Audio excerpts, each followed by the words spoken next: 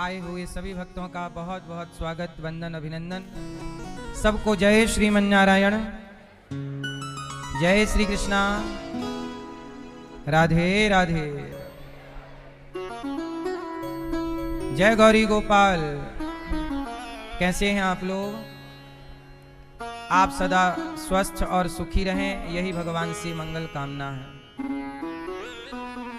भगवान की कथा हम सबके जीवन को बदल रही है और हमारी मैया श्रीमती ममता देवी खन्ना जी, श्रीमान कृष्ण कुमार खन्ना जी इस पावन सी कथा में परीक्षित बनकर अपने जीवन को कृतार्थ कर रहे हैं।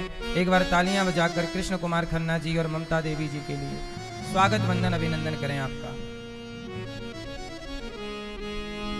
श्री लता जी, नीतीश शर्मा जी और मीनाक्षी जी और जय कुमार शर्मा जी, श्रीमती कामता वर्मा जी यूके से, विवान थवन, जया शर्मा जी, स्वर्गीय श्री अशोक कुमार खन्ना जी, पन्ना लाल जी, चंद्र रानी जी की स्मृति में मैया वीरेंद्र नगर दिल्ली से कथा का आयोजन करा रही हैं। साथ ही परीक्षित बन के हमारे श्री भूखऊ राम जी महोबिया जी और खेदी बाई जी, श्रीमान द्वारिका जी और श्रीमान छन्नू राम महोबिया जी कथा में परीक्षित बन के कथा सुन रहे हैं। एक बार तालियां बजा के भूखऊ जी और खेदी बाई, द्वारिका जी और छन्नू जी बहुत बहुत साधुवाद के पात्र हैं। श्रीमती जानी बाई जी, रामाधार जी, जामुन बाई जी, चमेंद्र जी और लक्ष्मी जी की पुण्य स्मृति में आप ये सुंदर सा आयोजन कर रहे हैं। आपके पुत्र रूपेश जी, कमलेश्वरी जी, देवेंद्र जी और प्रिया जी, एकता जी और अंजू जी, कृष्ण कुमार जी, रश्मि, भूपेंद्र, अभिषेक और पूरा महोबिया परिवार, भगवान आपको सुखी और स्वस्थ रखें। छुई खदान छत्तीसगढ़ से आप आए हैं, सबका बहुत बहुत स्वागत, वंदन, अभिनंदन। सब प्रेम से बैठ जाओ और प्रेम से कथा सुनो। राधे राधे। आप पोथी पाठ कराने वाले भक्तजन आए हैं, आपका भी बहुत बहुत स्वागत, वंदन, अभिनंदन।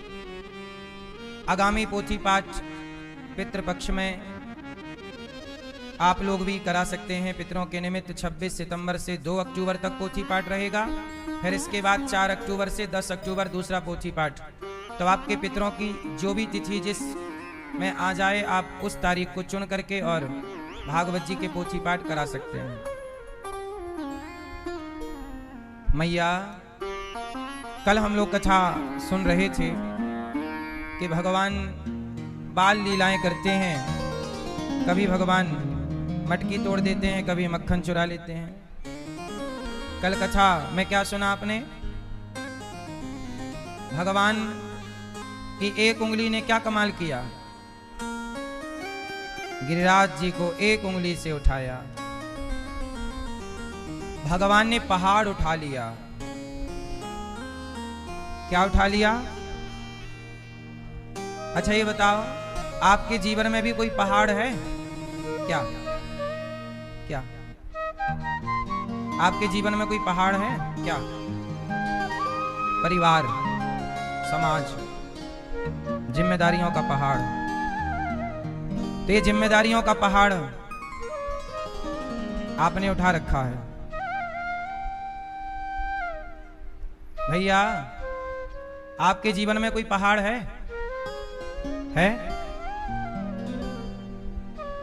चश्मा वाले भैया, आपके जीवन में कोई पहाड़ है?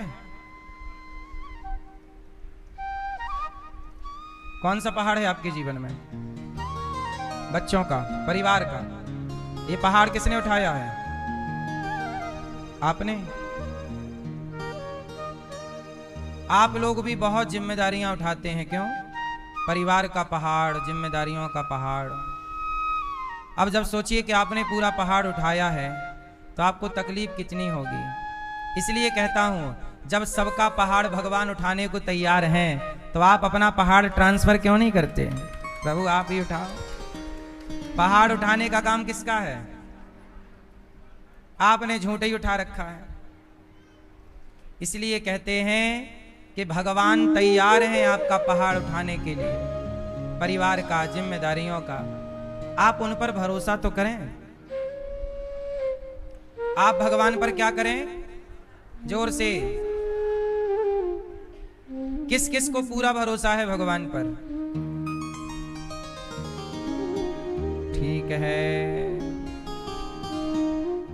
अच्छा ये बताओ, कोई कह रहा था कि सुई के छेद से हाथी और घोड़ा निकल गया। सुई क्या? सुई के छेद से क्या निकलते देखा? हाथी और। अब आप लोग बताओ, क्या सुई के छेद से हाथी और घोड़ा निकल सकता है? आप बताओ भैया, आपने सुई के छेद से हाथी घोड़े निकलते देखे? आप पीछे वाले भैया, सुई के छेद से हाथी घोड़ा निकल सकता है? संभव है? नहीं? आप बताओ, संभव है? नहीं। आप नहीं। मैया क्या बोलती तू? नहीं। आप बताओ, सुई के छेद से हाथी घोड़ा निकल सकता है? पीली मैया और बगल वाली बहन, निकल सकता है? आपने देखे? हाँ सुनो, भगवान श्री कृष्ण ने इतना सा मुंह खोला था तो पूरा ब्रह्मांड दिखाई पड़ा था। बोलो हाँ। जिनके इतने से मुख में सारा ब्रह्मांड समा सकता है, यदि वो भगवान चाहें तो सुई के छेद से हाथी और घोड़ा नहीं, पूरा संसार निकालना चाहें तो पूरी पृथ्वी निकल जाए। नहीं? जिनके इतने से मुख में पूरा ब्रह्मांड समा गया। ब्रह्मांड निकाया निर्मित माया, रोम रोम प्रतिवेद कहें। भगवान चाहें तो क्या नहीं हो सकता। अब देखो, भगवान ने चाहा तो बिना खंबे का सेतु बन गया। बिना खंबे का। भगवान ने चाहा तो हनुमान जी पहाड़ उठाकर ले आए लक्ष्मण जी के लिए, है ना? यदि आज के विज्ञान की दृष्टि से देखोगे तो कोई इंसान पहाड़ नहीं उठा सकता, लेकिन भगवान की कृपा से हनुमान जी ने उठाए कि नहीं? तो जिस परमात्मा की कृपा से एक छोटा सा बंदर पहाड़ उठा सकता है, जिनकी कृपा से एक बंदर समुद्र को छलांग मारकर पार कर सकता है, यदि वो कृपा करें तो सुई के छेद से हाथी घोड़ा कौन सी बड़ी बात है। इसलिए आप लोगों ने पहले क्या कहा? हमें पूरा भरोसा है भगवान पर, और फिर क्या कहा? नहीं, सुई के छेद से हाथी घोड़ा नहीं निकल सकता। ये सवाल हमने इसलिए पूछा कि देखें कि आपका विश्वास कच्चा है कि पक्का। ये आपके विश्वास की परीक्षा ली हमने, तो फेल हो गए कुछ लोग, यहीं फेल हो गए। मैया आप पास हुए कि फेल? गुलाबी मैया पास हुए? पास हुए? आपने कहा था हाँ पूरा भरोसा है भगवान पे, हाथ उठा के, और फिर बोली आप नहीं, सुई के छेद से तो हाथी घोड़ा निकल ही नहीं सकता। आप अपनी जगह बिल्कुल सही हैं, थोड़ा भगवान का भरोसा ही टेढ़ा है। नहीं, भरोसा क्या है? टेढ़ा है। भगवान पर सबको भरोसा होता नहीं है। भरोसा रावण जैसे ज्ञानी को नहीं हुआ। हुआ? हो गया होता तो इतनी माथा बच्ची ही नहीं होती। इसलिए भगवान के भक्त को क्या चाहिए? कैसा भरोसा? कैसा? बताओ कैसा भरोसा चाहिए? हैं?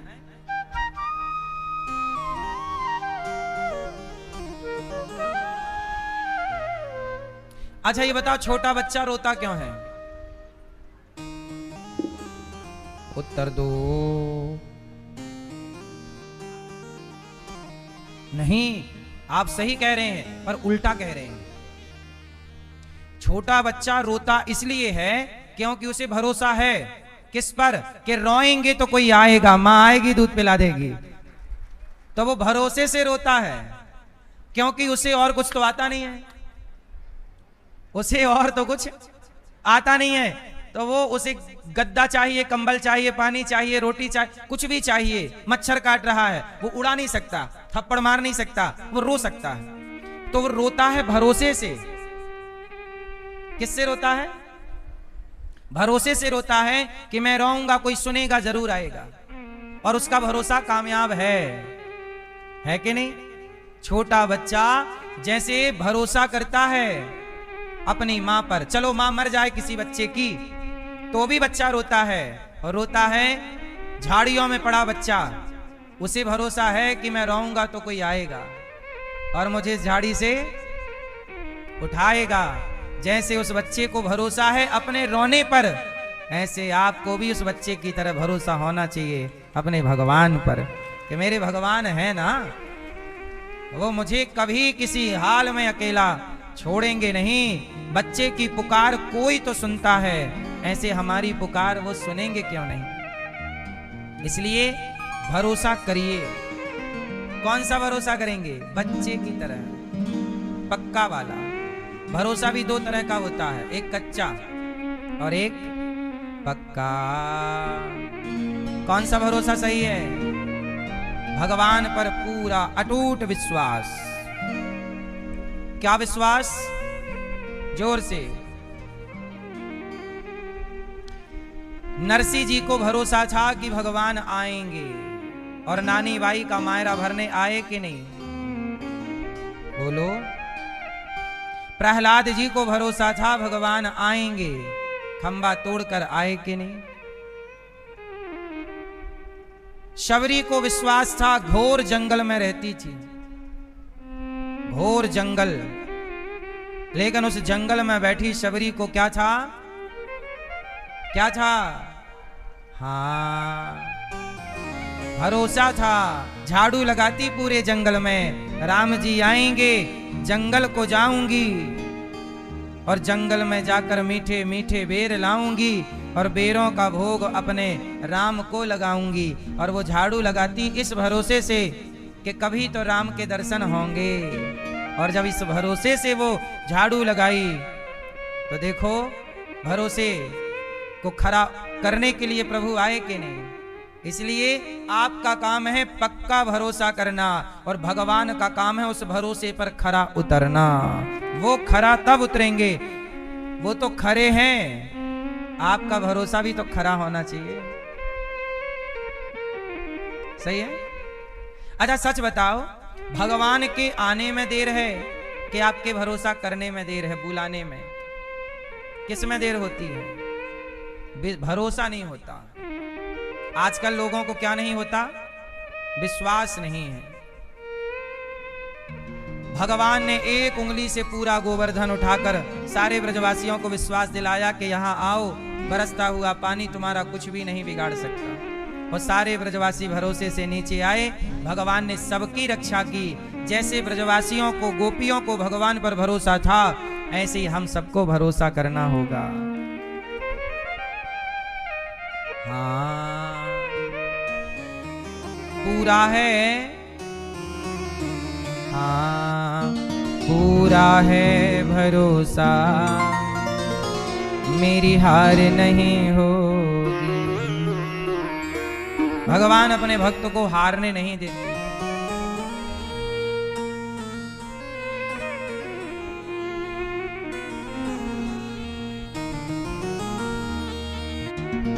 ये प्रार्थना दिल की बेकार नहीं होगी, ये प्रार्थना दिल की बेकार नहीं होगी। पूरा है भरोसा, मेरी हार नहीं होगी। सांवरा जब तू मेरे साथ है, सांवरे सर पे तेरा हाथ है। मैं हार जाऊं ये कभी हो नहीं सकता, बेटा अगर दुख में पिता सो नहीं सकता।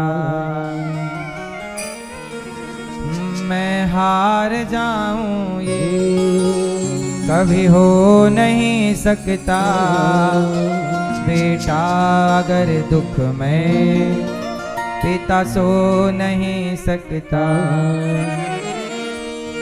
बेटे की हार तुम्हें स्वीकार नहीं होगी, बेटे की हार तुम्हें स्वीकार नहीं होगी। पूरा है भरोसा मेरी हार नहीं होगी। सांवरे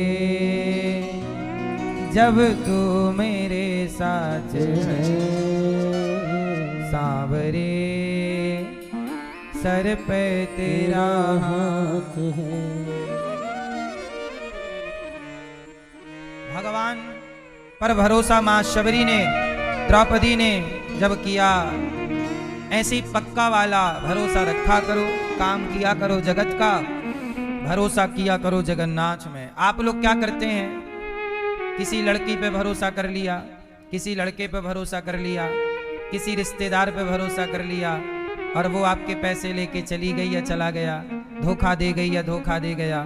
आप रोते हो कि भगवान देखो हमने तुम्हारी इतनी पूजा की और देखो हमें धोखा मिला।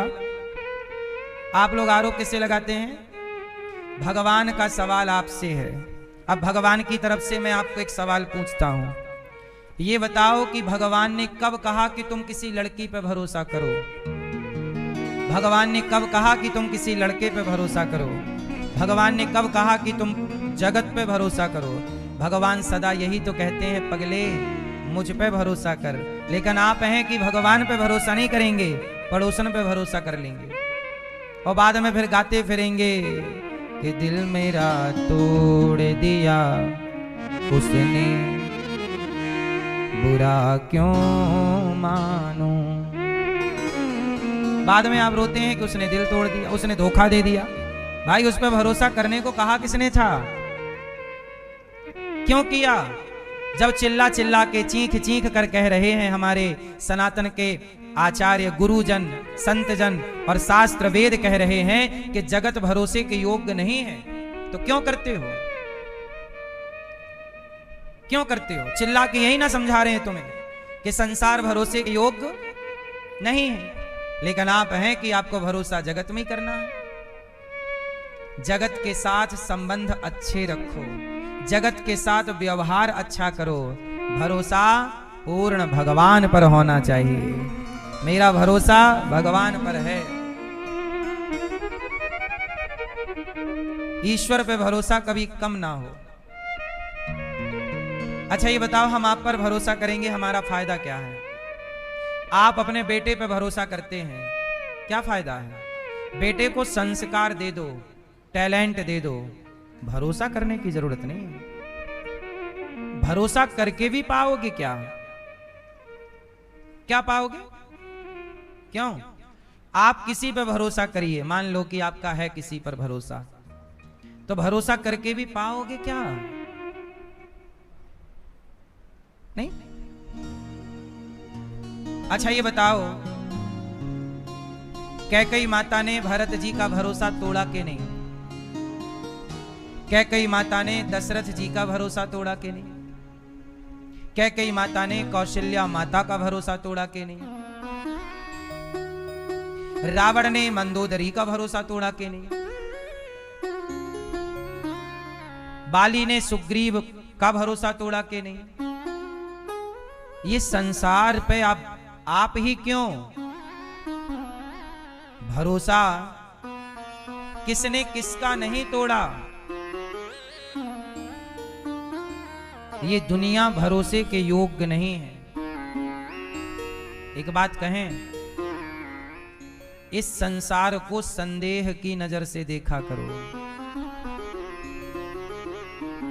इस संसार को जैसे ही घर से बाहर निकलो, हर व्यक्ति पर नजर कौन सी हो?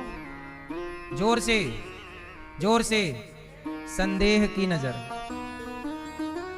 क्योंकि कब कौन आपका भरोसा जीतकर आपका भरोसा तोड़ दे। बोलो हाँ।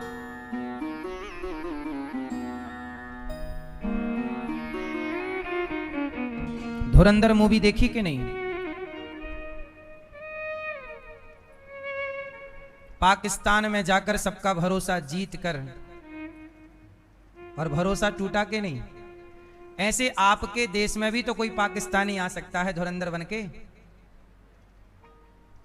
आपके घर में भी तो कोई धुरंधर बनके आ सकता है, जो आपका भरोसा जीत के। अयोध्या में कैकई धुरंधर के रोल में थी कि नहीं? सही बताओ, कैकई मैया अयोध्या में किसके अभिनय में थी? धुरंधर का यही ना रोल था?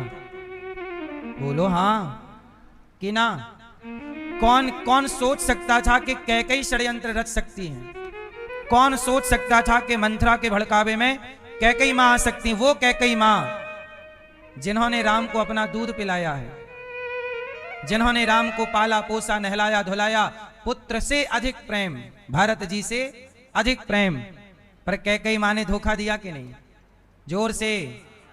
फिर तो आपके घर में कोई धुरंधर नहीं हो सकता? बोलो। केवल हिंदुस्तान का धुरंधर पाकिस्तान जा सकता है, क्या कोई पाकिस्तान का धुरंधर हिंदुस्तान नहीं आ सकता? इसे इस एंगल से भी तो देखिए, कोई धुरंधर आपके घर में भी तो आ सकता है। इसलिए कहता हूं, इस संसार को विश्वास की नजर से नहीं, संदेह की नजर से देखा करो। जगत पर करिए संदेह और भगवान पर करिए अटूट भरोसा। पर उल्टा है, आप संसार पे करते हो भरोसा और भगवान पे करते हो संदेह कि भगवान है कि नहीं। पहले तो यही संदेह है कि है भी कि नहीं। आज पहले मैं आपका ये डाउट क्लियर कर दूं। चलो बात करते हैं। बताओ, ईश्वर है कि नहीं? भगवान है या नहीं? किसको कंफर्म है? है? कैसे कंफर्म है कि ईश्वर है? क्या सबूत है आपके पास इस बात के कि ईश्वर है? आपको क्या लगता, भगवान है कि नहीं? सबूत दीजिए, ईश्वर होने के सबूत। ईश्वर है इस बात का क्या प्रमाण है आपके पास?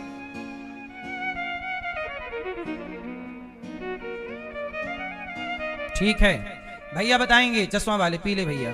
ईश्वर है इस बात का क्या सबूत है आपके पास? बैठे बैठे बिंदास। हम हैं। ठीक, ठीक है, सही कहा आपने। चश्मा वाले भैया, आप ईश्वर हैं आप मानते हो? तो प्रमाण दीजिए, ईश्वर के होने का प्रमाण क्या है? क्या सबूत है आपके पास कि भगवान है?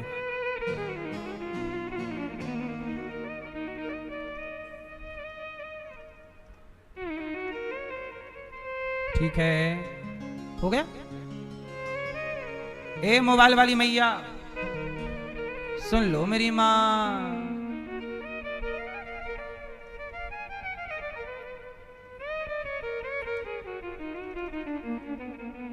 सुनो, भगवान है इस बात का प्रमाण क्या है? तो मैं प्रमाण देता हूं कुछ, सुन लो। ईश्वर के होने का प्रमाण यह है कि साइंस की नजर से समझो। विज्ञान क्या कहता है?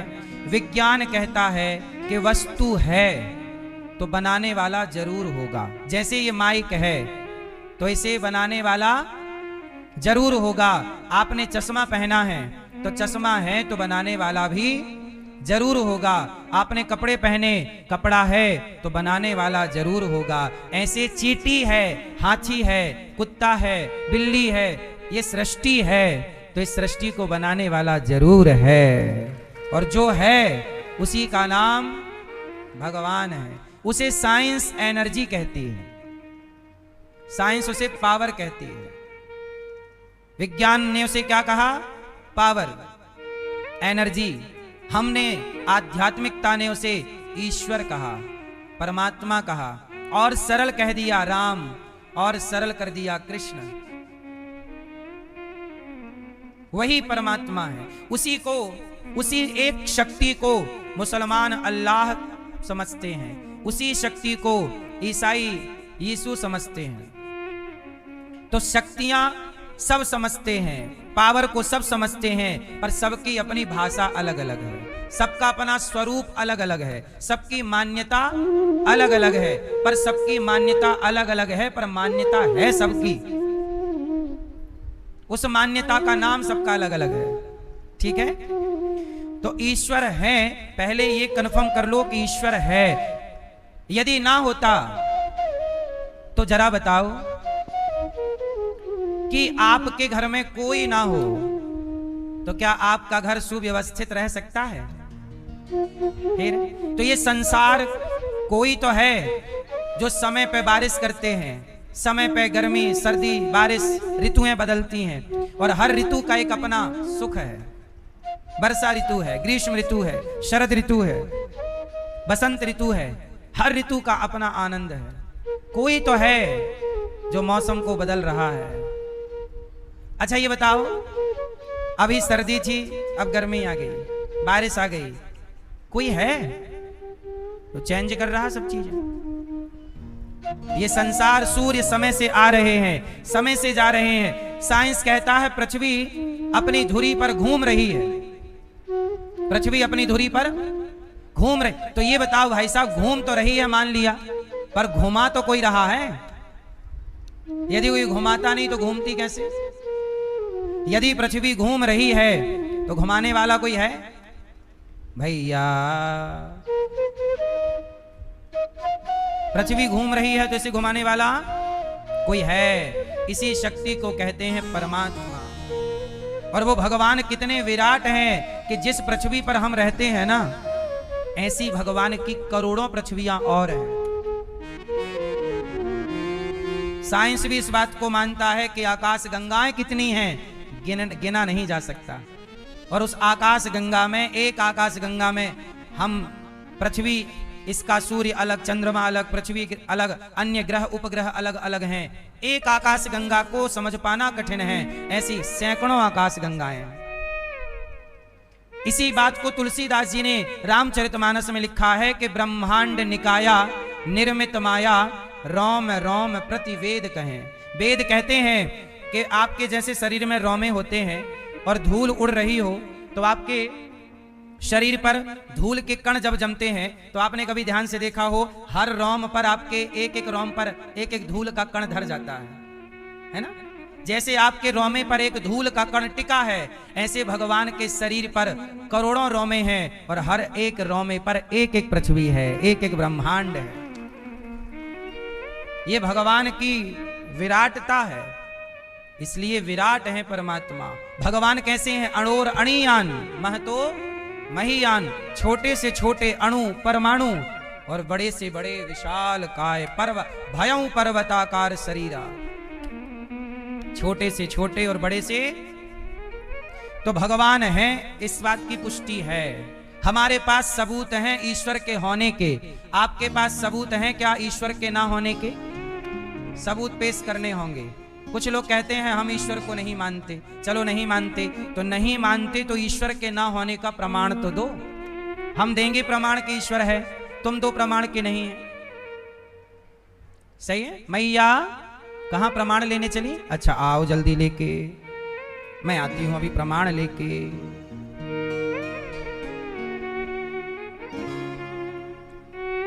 मैया, अच्छा वो मैया सो गई?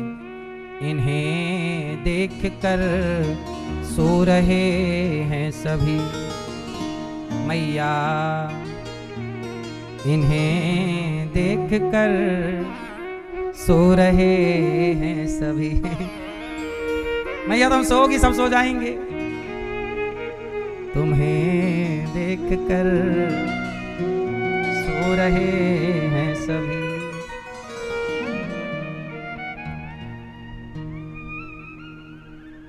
तो भगवान किसका विषय है? भरोसा। क्या करेंगे?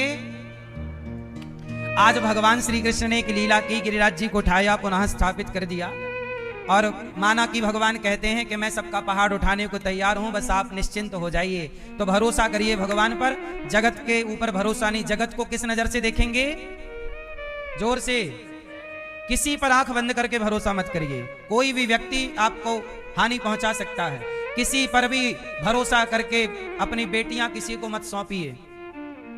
आज मुझे एक वीडियो मिली कि एक लड़की को पढ़ाने के लिए कोचिंग घर में उसके टीचर आते थे, वो उस लड़की के साथ दुर्व्यवहार करते, वहां उसको छूते, टच करते, फिर लोगों ने पिटाई की।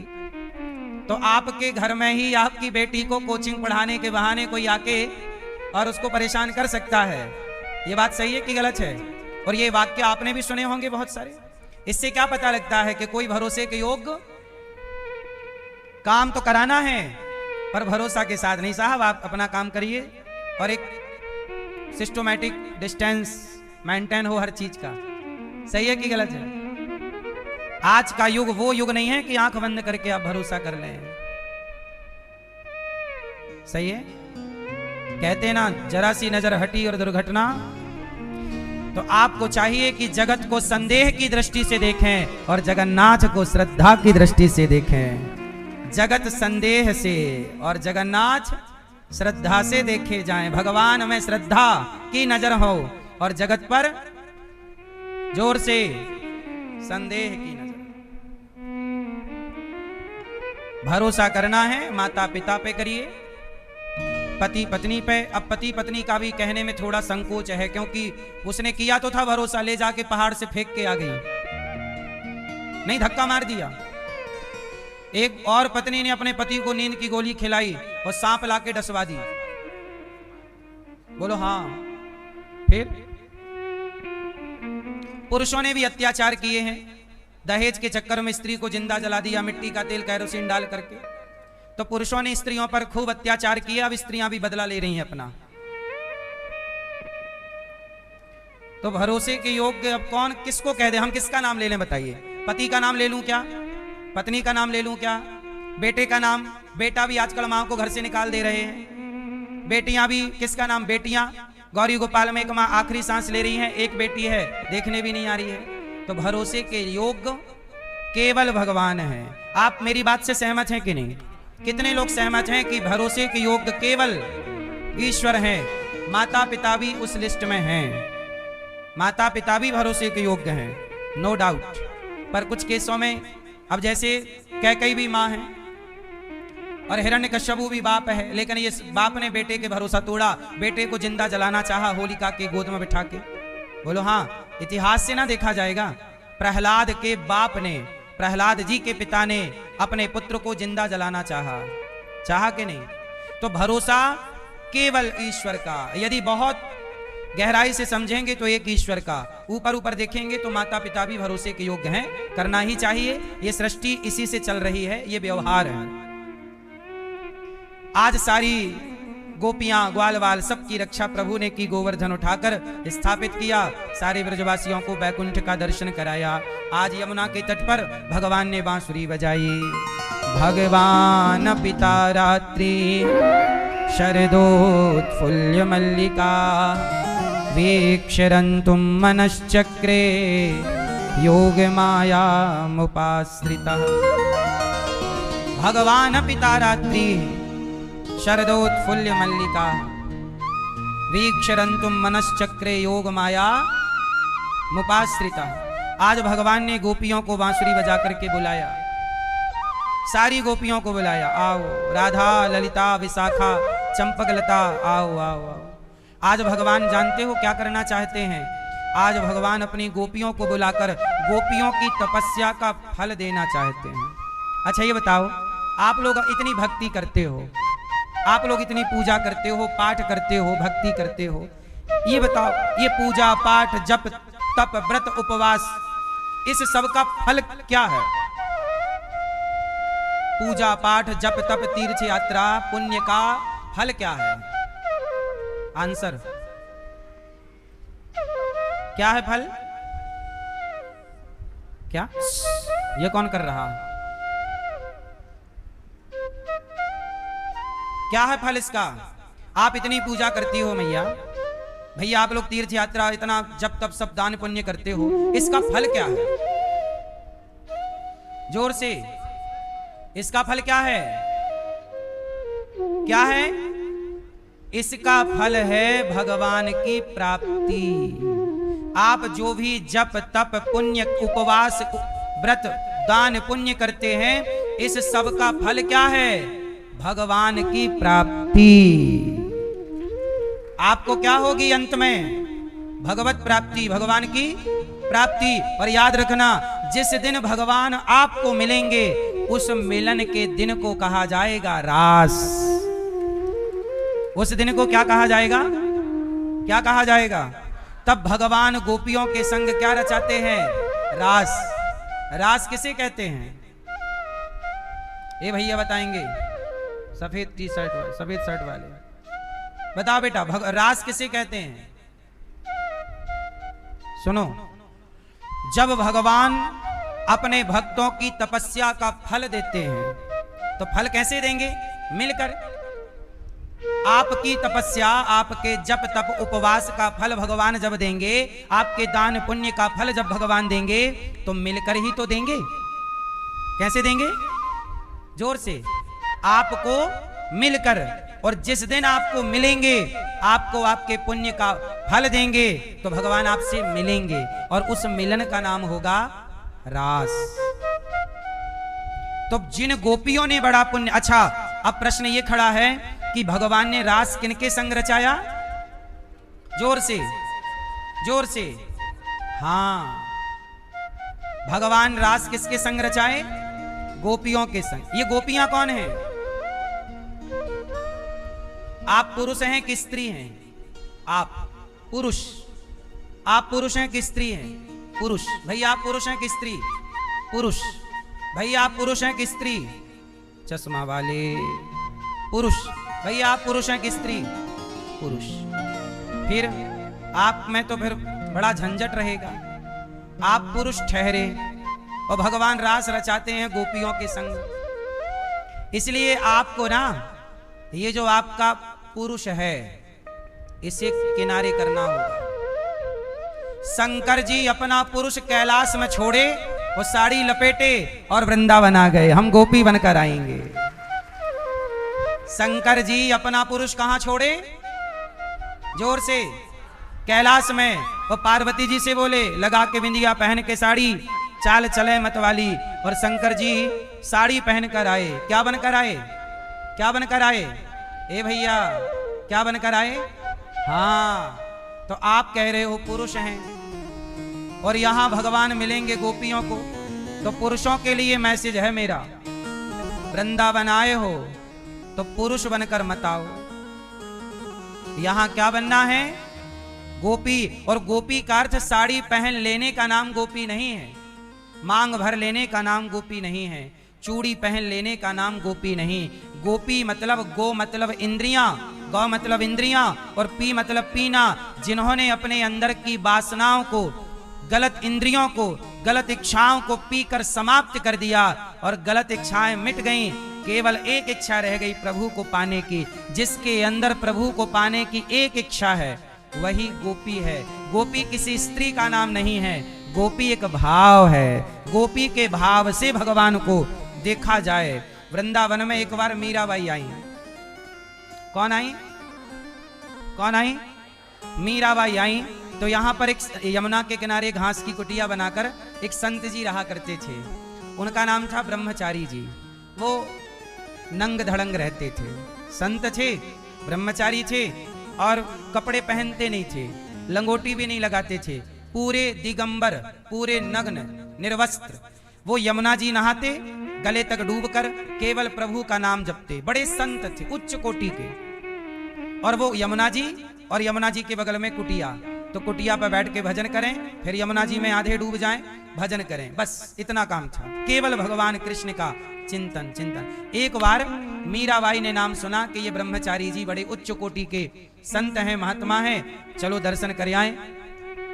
अच्छा, वो संत जी की एक विशेषता थी कि वो स्त्रियों से मिलते नहीं थे, स्त्रियों से नहीं भेंट करते थे, क्योंकि वो दिगंबर रहते थे, निर्वस्त्र। तो उन्हें लगा कि क्यों मिलना है अपना। तो मीराबाई से लोगों ने कहा कि वो तुम स्त्री हो और वो संत ना तुमसे मिलेंगे नहीं। मीरा बोली कोई बात नहीं, क्यों नहीं मिलेंगे, भाई संत हैं, मैं दर्शन करना चाहती हूँ।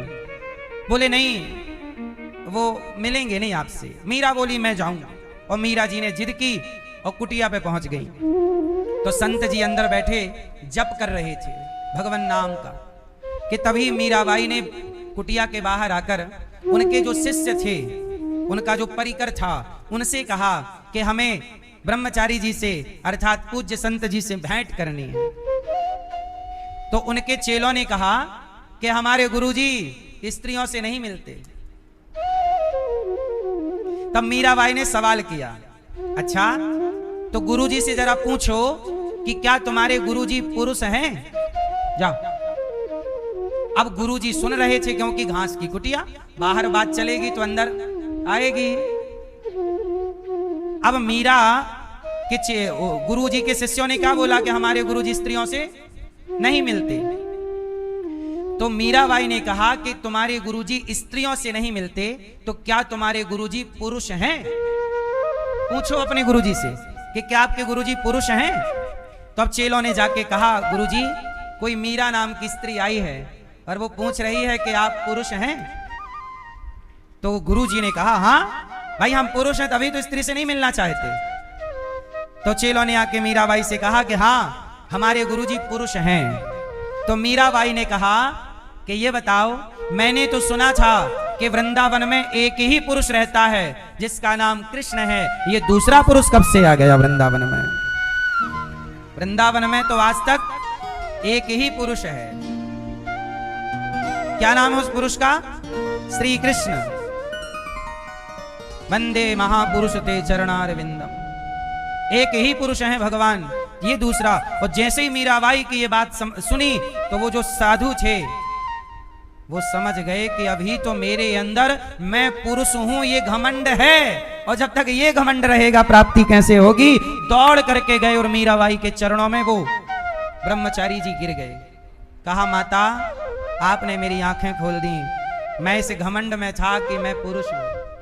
अभी मैं इस अहंकार से नहीं उतरा कि मैं पुरुष हूं, मैं स्त्री हूं। तो याद रखना, भगवान को वही पाएंगे जो ये विवेक खो दें कि मैं स्त्री हूं। आपको ये भुलाना होगा कि आप स्त्री हैं, और पुरुष को ये भुलाना होगा कि वो पुरुष है। स्त्री और पुरुष के अहंकार से नीचे उतरोगे तब प्रभु का दर्शन पाओगे।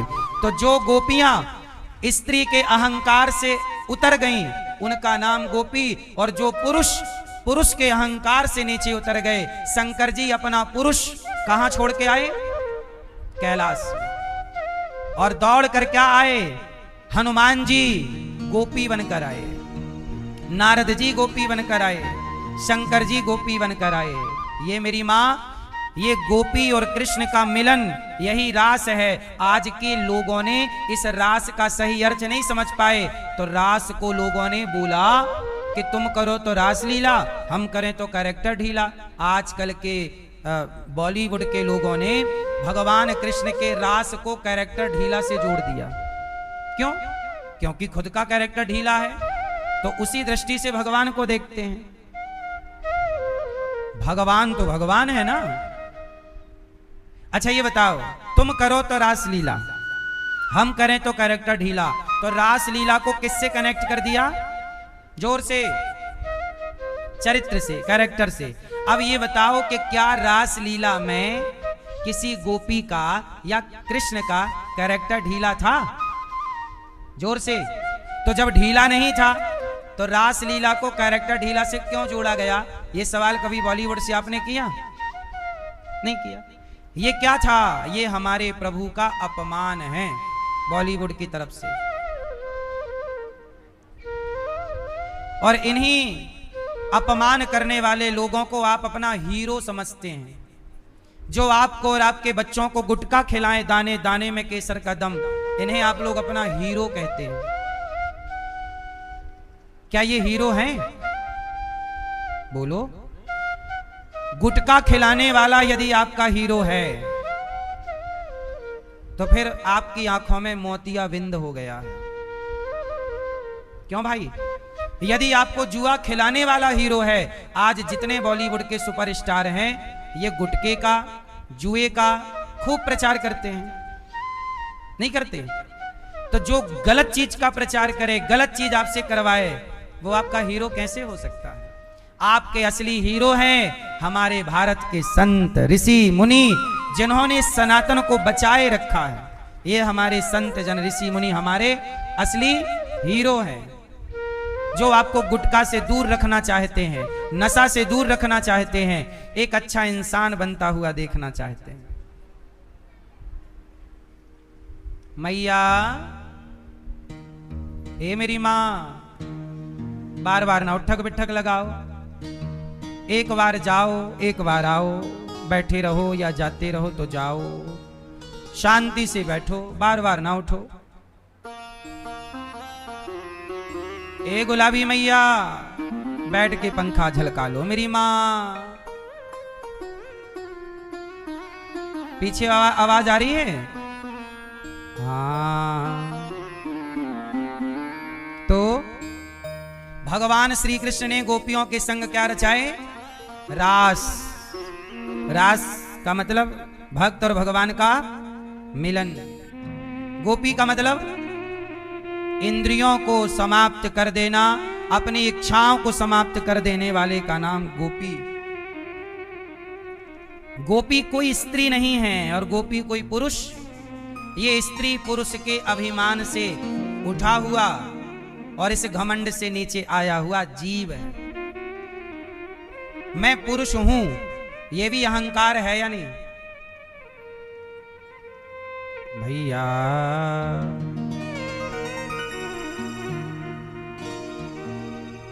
अच्छा बताओ, आप स्त्री और पुरुष, आप स्त्री हैं, आप पुरुष हैं, आप अपने पुरुष के इस अहंकार से कब नीचे उतरेंगे बताओ? नहीं उतर पाएंगे। फिर आप चश्मा वाले भैया, आप पुरुष हैं, कब उतरोगे इस घमंड से नीचे? हैं? आज उतर गए।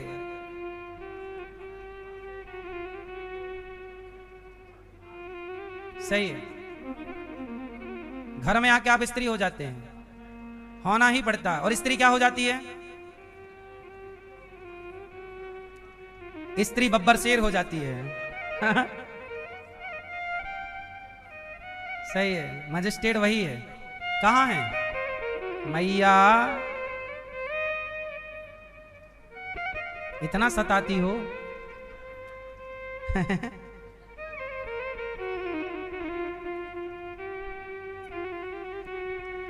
मैयाएं भी अपना दबदबा, अंधेरा कायम रहे।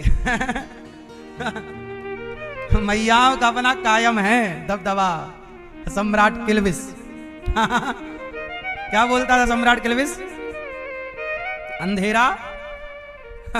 ऐसे मैया भी बोल रही है, दबदबा कायम रहे।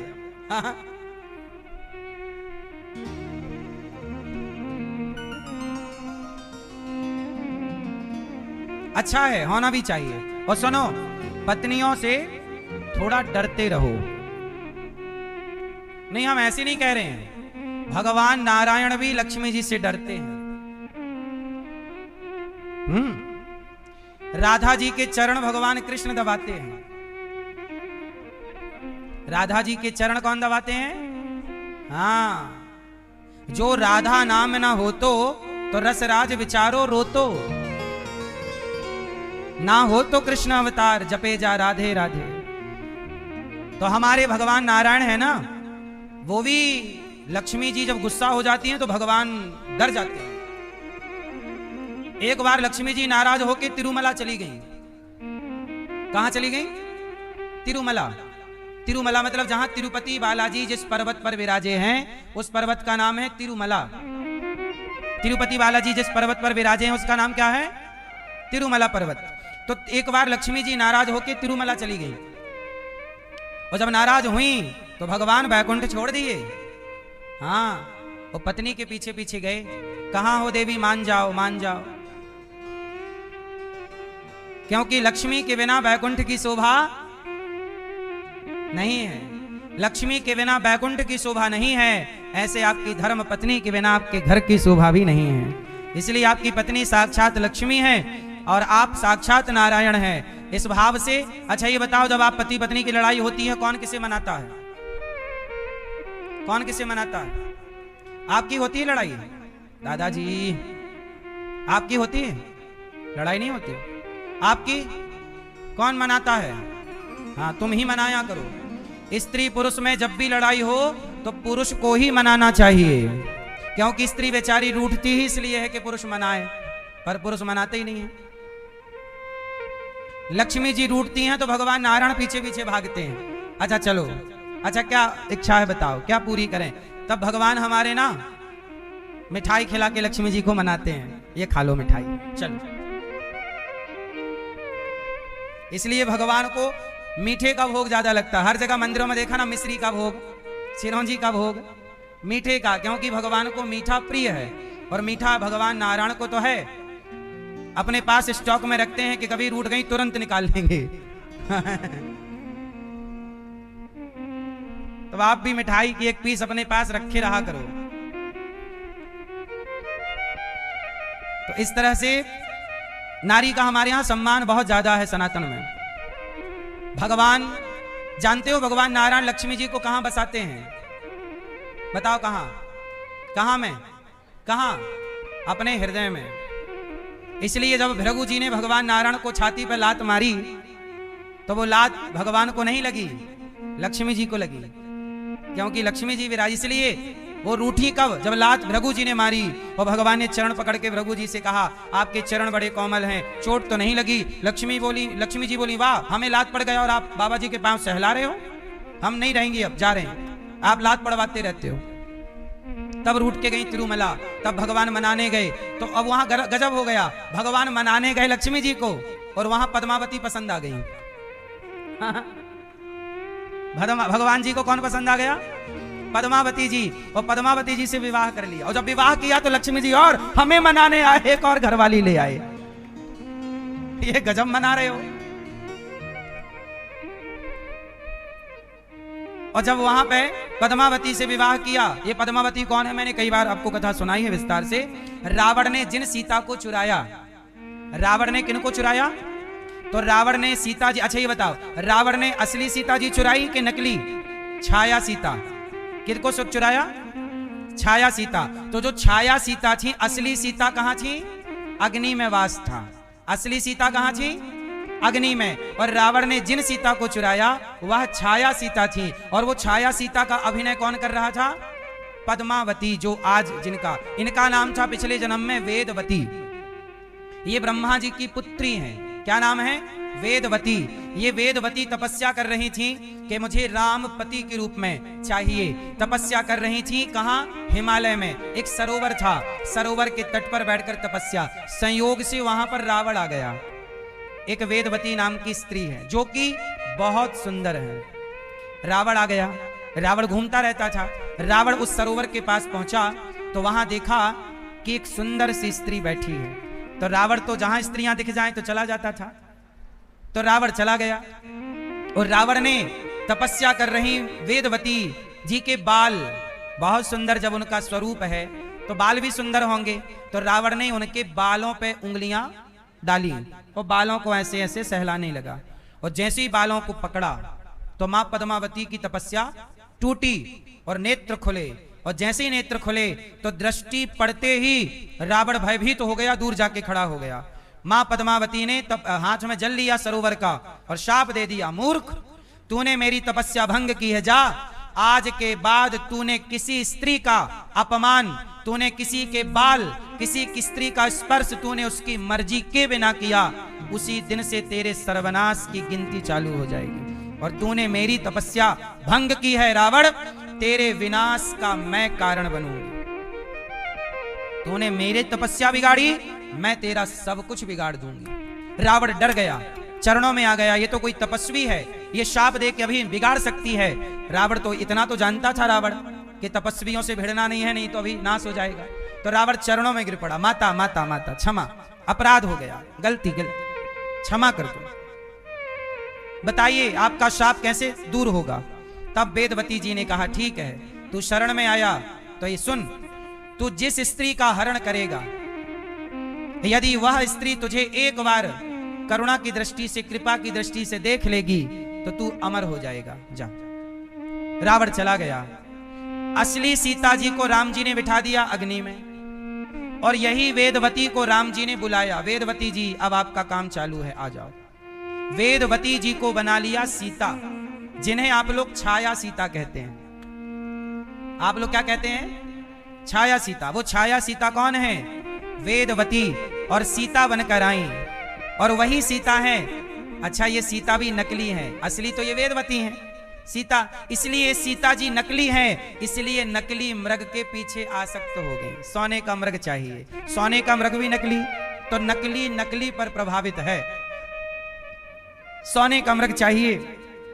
राम जी गए, रावण आया और रावण अपहरण करके ले गया। इसलिए लंका में जब रावण ले गया तो रावण बार बार सीता जी से क्या कहता है? एक बार बिलोकिमम ओरा, हे सीता एक बार मेरी ओर देख लो, क्योंकि रावण को पता था कि ये एक बार करुणा की नजर से देख लेंगी तो मैं अमर हो जाऊंगा, और सीता मां एक बार किसी को करुणा की नजर से देख लें तो वो अमर हो जाएगा। और पूरे जीवन में सीता मैया ने एक ही बार एक को देखा है, और एक बार देखा तो एक बार की दृष्टि पड़ते वो अमर हो गए। और सीता मां ने जिन्हें देखा उनका नाम है हनुमान जी।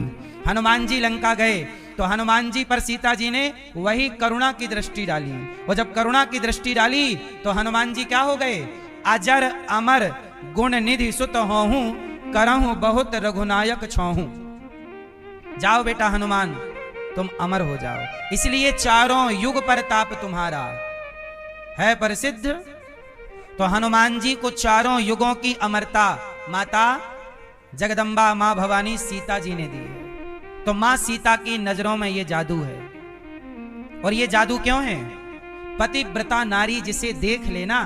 अच्छा एक बात बताओ, ये गांधारी मां भी तो पतिव्रता है। इन्होंने भी जब एक नजर डाली अपने पुत्र दुर्योधन में, कपड़े उतार के आया ना कि तू सारे कपड़े उतार के आ जाना, कल मैं तुझे देखूंगी। लेकिन वो तो भगवान ने अपनी कृपा से उसे कमर ढकवा रखी थी पत्ते वत्तों से।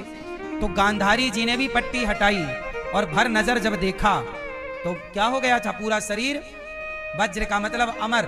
वो तो जांघें कमजोर। मतलब पतिव्रता नारी की ताकत ये है कि पतिव्रता नारी एक बार किसी की ओर करुणा की दृष्टि से, पुत्र के भाव से देख ले तो वह दृष्टि मात्र से अमर हो जाता है। ये दो उदाहरण आपके लिए हैं, एक गांधारी का और दूसरा माता सीता का। तो अब आगे की कथा सुनो।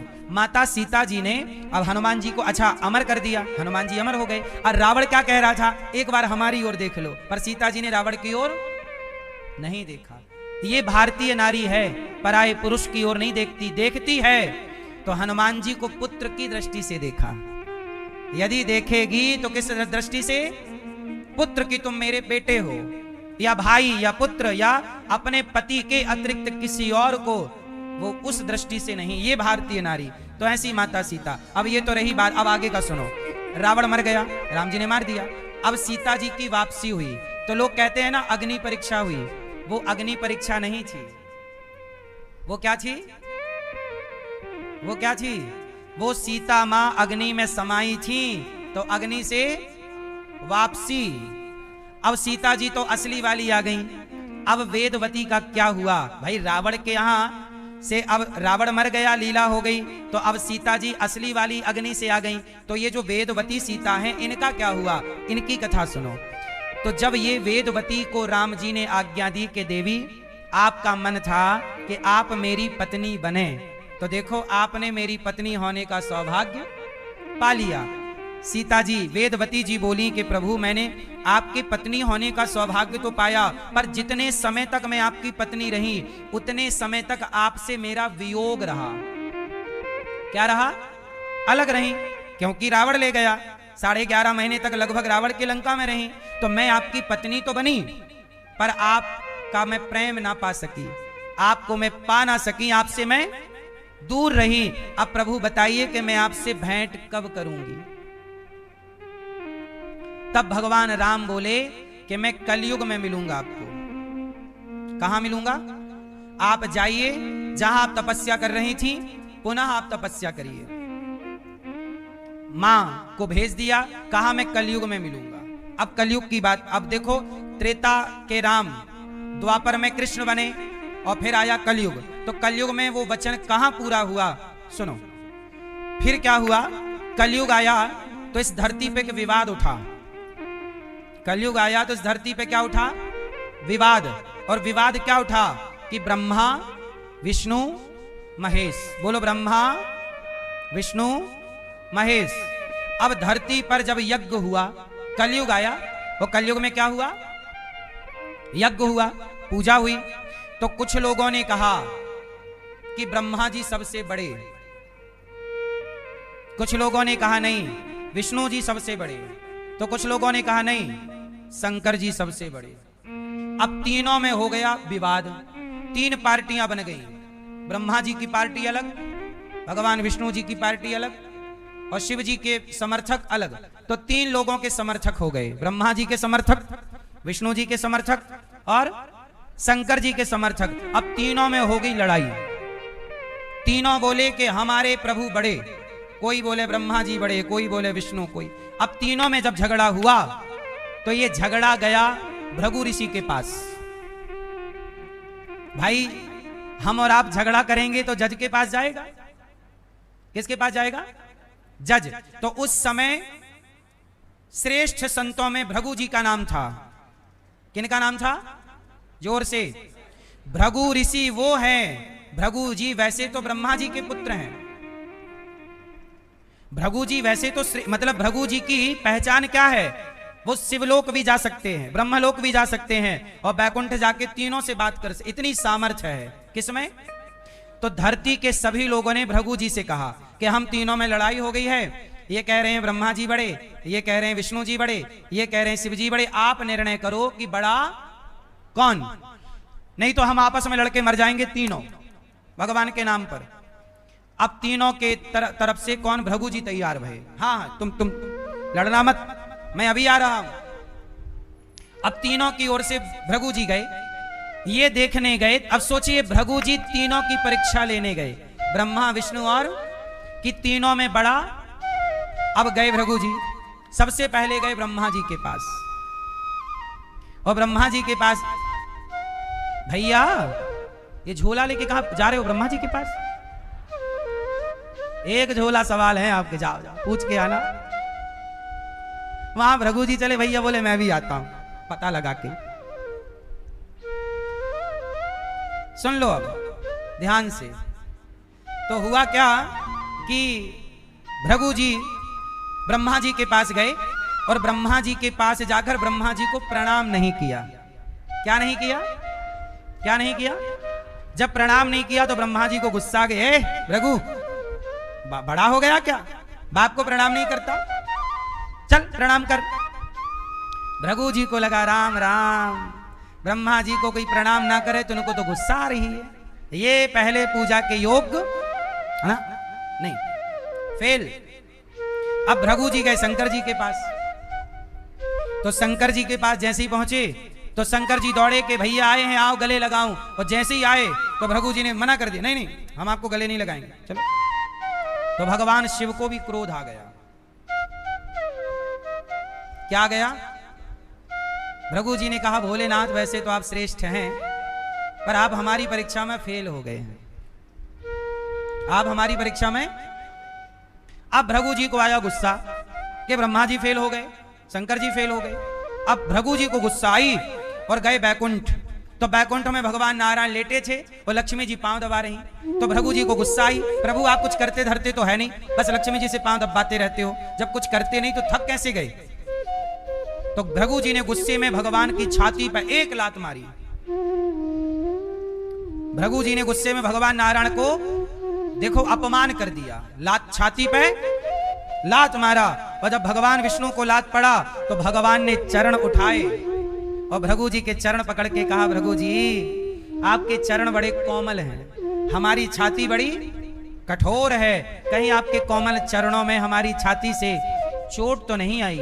जब ऐसा स्वभाव प्रभु का देखा कि मैंने लात मारा और आप मेरे साथ ऐसा प्रेम भरा व्यवहार कर रहे, भृगु जी पानी पानी हो गए और भगवान विष्णु भगवान नारायण के चरणों में गिर पड़े। प्रभु प्रथम पूज्य आप हैं,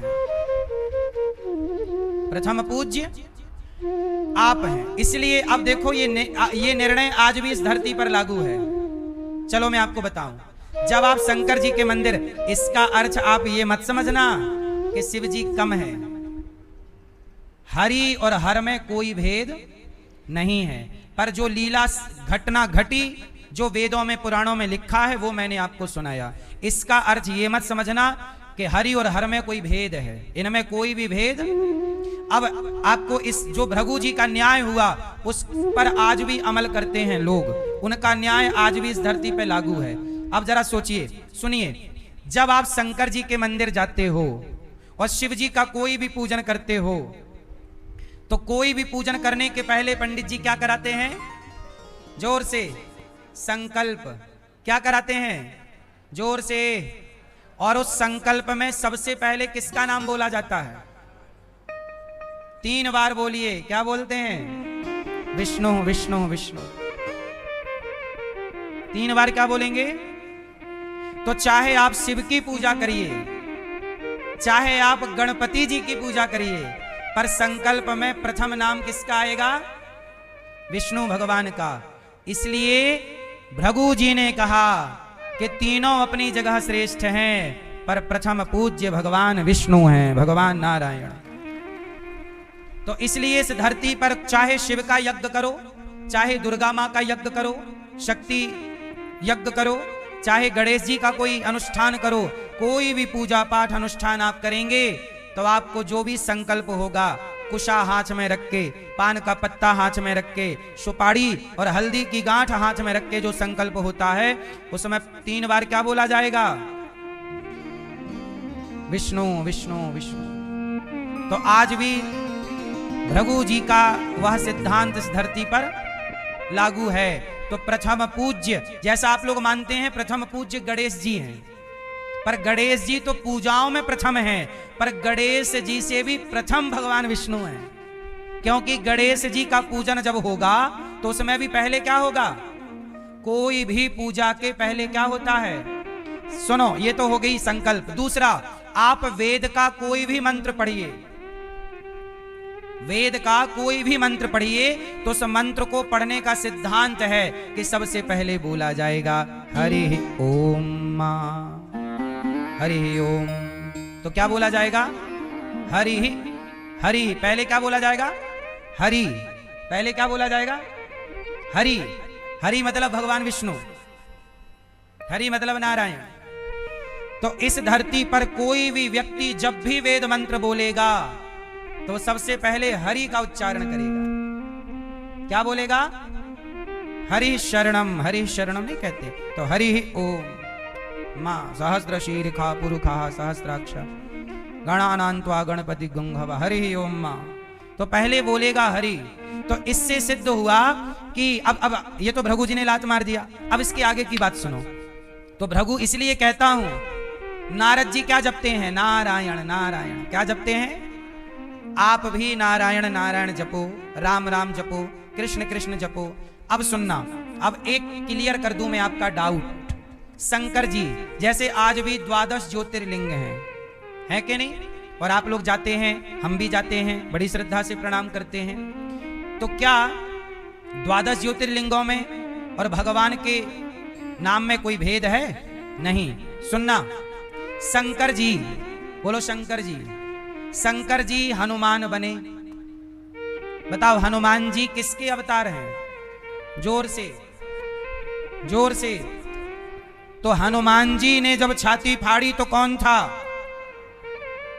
ए मैया, हाँ, ए चश्मा वाली मैया, देखो चालू हो गया गुटर को। हाँ हाँ, अच्छा हाँ, अच्छा हाँ हाँ हाँ, देख कान पे बातें। हाँ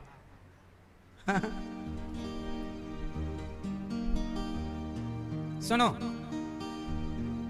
शंकर जी हनुमान जी किसके अवतार हैं? और जब हनुमान जी ने छाती फाड़ी तो कौन था?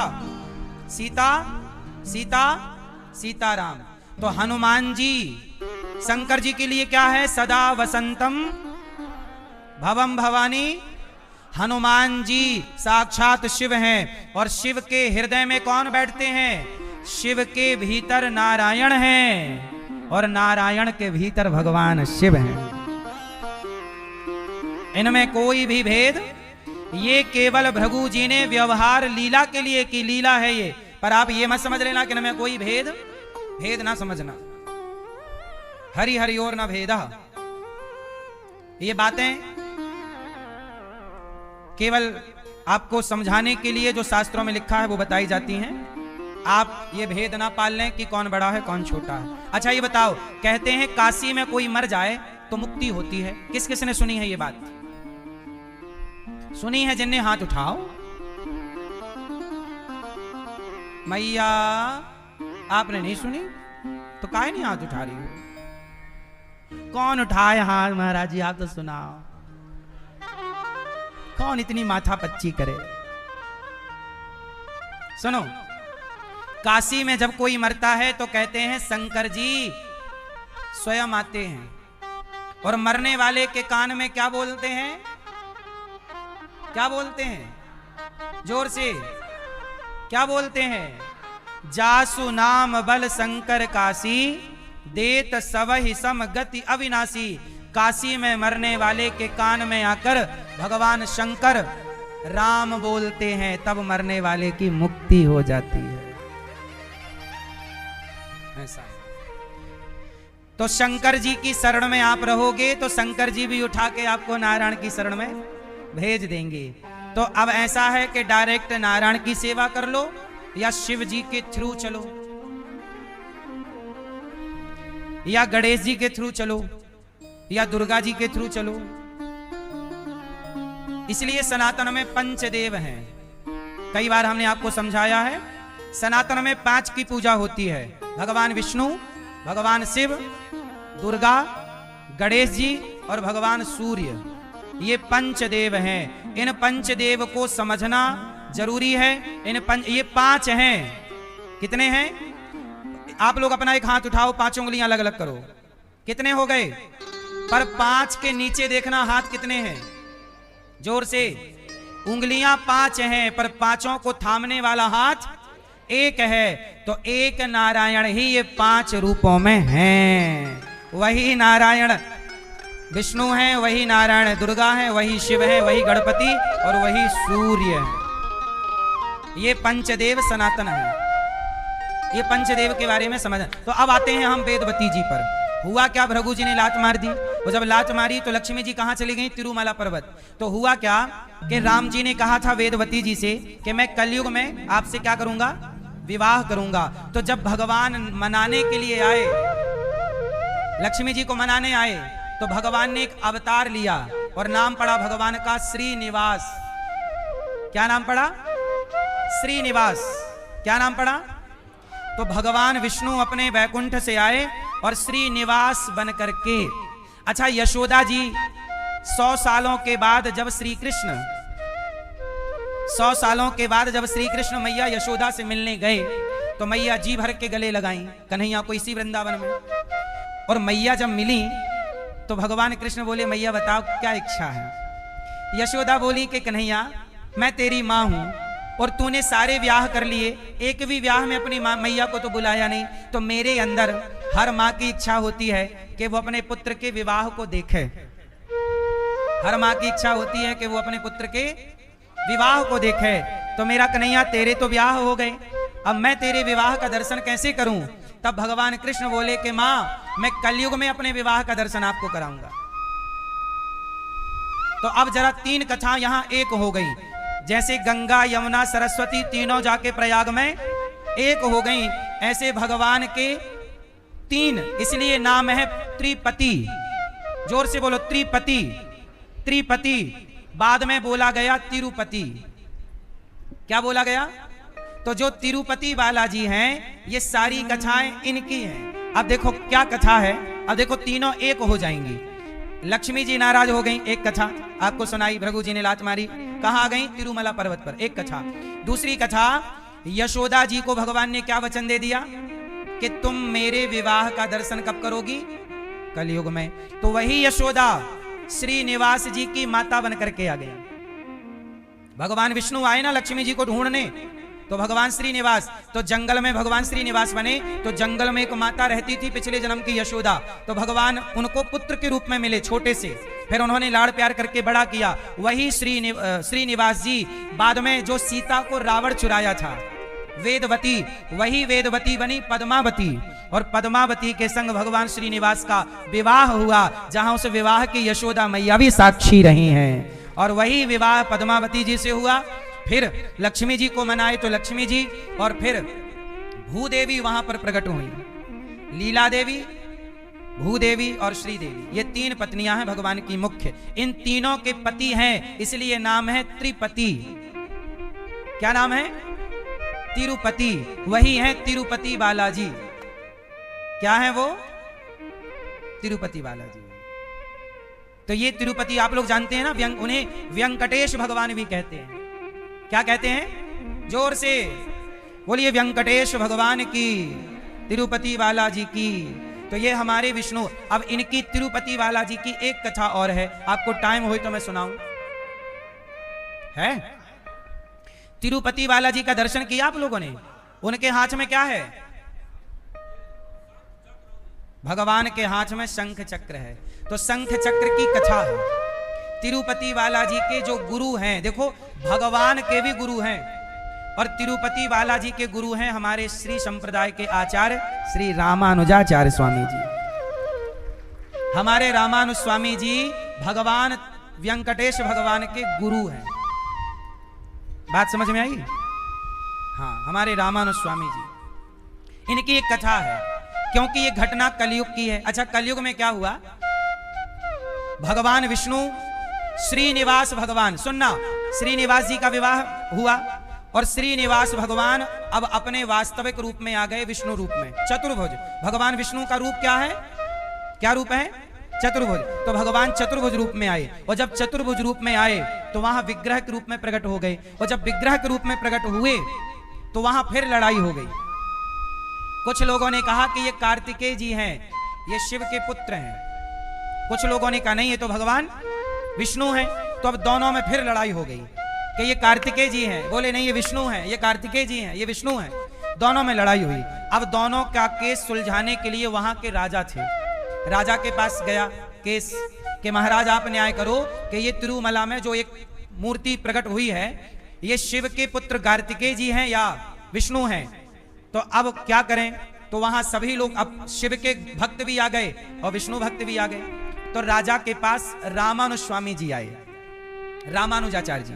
तो रामानुजाचार्य जी ने राजा को एक सुझाव दिया कि लड़ाई ना करो, ऐसा है कि आप डमरू और त्रिशूल मंदिर में रख दो और शंख और चक्र मंदिर में रख दो।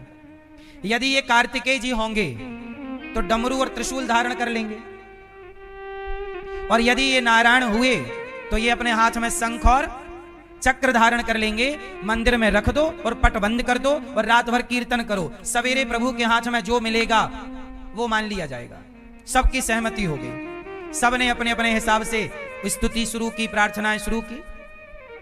अब रात हुई तो रात को भगवान विष्णु, मतलब वो तो थे भगवान विष्णु तिरुपति जी, तो भगवान विष्णु ने रामानुज स्वामी जी से कहा कि सुनो तुम आओ अंदर, आप अंदर आइए। तो भगवान ने बोला, भगवान रामानुज स्वामी जी ने कहा कि ताला बंद है प्रभु, मैं नहीं आ सकता। तब भगवान बोले कि तुम शेष अवतार हो। रामानुजाचार्य जी कौन है? पिछले जन्म के लक्ष्मण जी, फिर बलराम जी, ये शेषावतार हैं। कौन है? शेषावतार ही रामानुज स्वामी जी के रूप में प्रकट हुए, शेष भगवान। तो भगवान ने कहा कि जहां से पानी गुजरता है हमारे स्नान का, वहां एक छेद है छोटा सा, तो तुम शेष बनकर, मतलब सांप बन के वहां से रास्ता वो है, आओ। क्योंकि मैं विग्रह के रूप में हूं ना, तो मुझे शंख चक्र तुम रखो, मैं अपने से नहीं रख सकता क्योंकि मैं विग्रह के रूप में हूं। तब रामानुज स्वामी जी शेष भगवान हैं, तो सर्प के रूप में अंदर गए, और अंदर भगवान की आज्ञा से उन्होंने अंदर जाके भगवान के एक हाथ में शंख और भगवान की आज्ञा से कि एक हाथ में चक्र, क्योंकि ये धारण करना कौन चाहता है? भगवान जी। और भगवान बोले कि मैं विष्णु हूं। इन लोगों को गलतफहमी हो गई है कि मैं कार्तिकेय हूं, पर मैं हूं विष्णु, इसलिए आप आओ। रामानुज स्वामी जी आए, शंख चक्र पधरा के वापस आ गए। सवेरे पट खोला गया तो शंख चक्र थे, सबने स्वीकार किया कि ये भगवान विष्णु चतुर्भुज रूप में हैं। और इसके बाद से भगवान विष्णु ने रामानुजाचार्य स्वामी जी को अपना गुरु माना, क्योंकि जो शंख चक्र देते हैं वो कौन हो जाते हैं? तो हमारी श्री संप्रदाय में जब गुरु दीक्षा होती है तो भक्तों के भुजाओं में शंख और चक्र दिए जाते हैं। भक्तों की भुजाओं में क्या दिए जाते हैं? शंख और चक्र। तो ये वही परंपरा है तिरुपति बालाजी से, रामानुज स्वामी जी से। पहले से भी ये परंपरा है, पर ये परंपरा और पुष्ट हो गई, शंख चक्र की परंपरा। तो ये हमारे आचार्य चरण श्री रामानुज स्वामी जी, उसी संप्रदाय से ये दास अनिरुद्ध है। हमारी संप्रदाय का नाम है श्री संप्रदाय।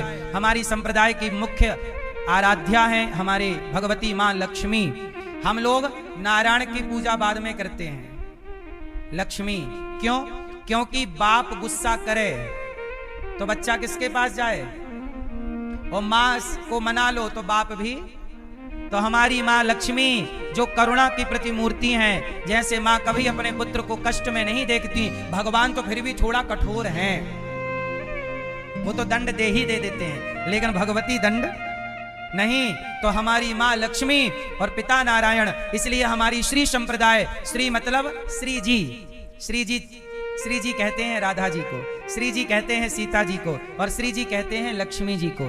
तीनों का मतलब एक, चाहे सीता कहो, चाहे राधा कहो, चाहे लक्ष्मी कहो, तीनों का अर्थ एक है। तो हमारे संप्रदाय में हमारे आचार्यों ने श्री जी को अपना आराध्य, अपना सब कुछ माना है। कौन? किसको?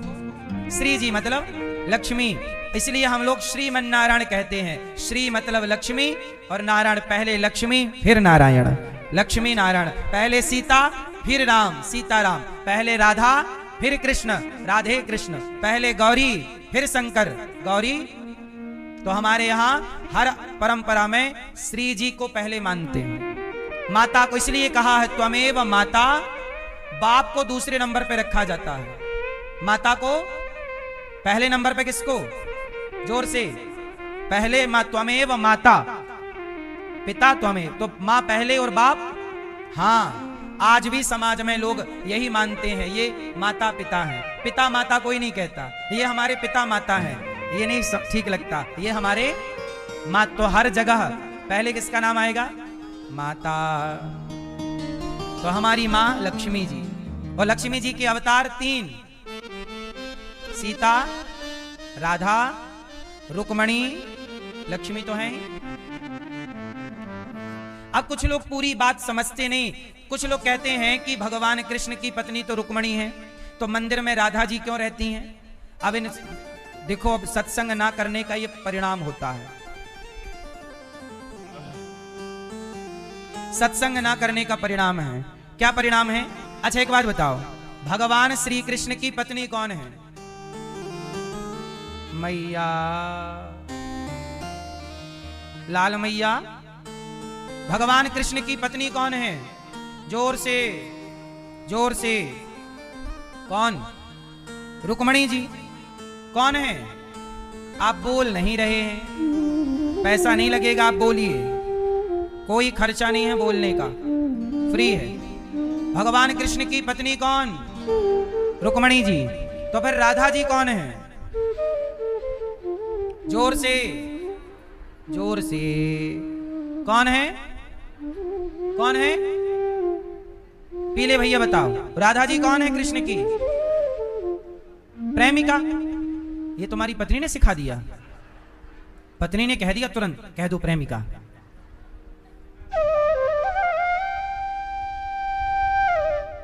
पत्नी भरोसे तेरी गाड़ी, तू जाने तेरा काम जाने। हाँ बताओ, कौन है राधा जी? हैं?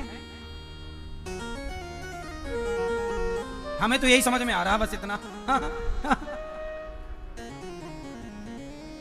ठीक है, सही है। अच्छा, हमारी बात का बुरा तो नहीं लगता आप लोगों को? लगेगा भी तो क्या कर सकते हैं।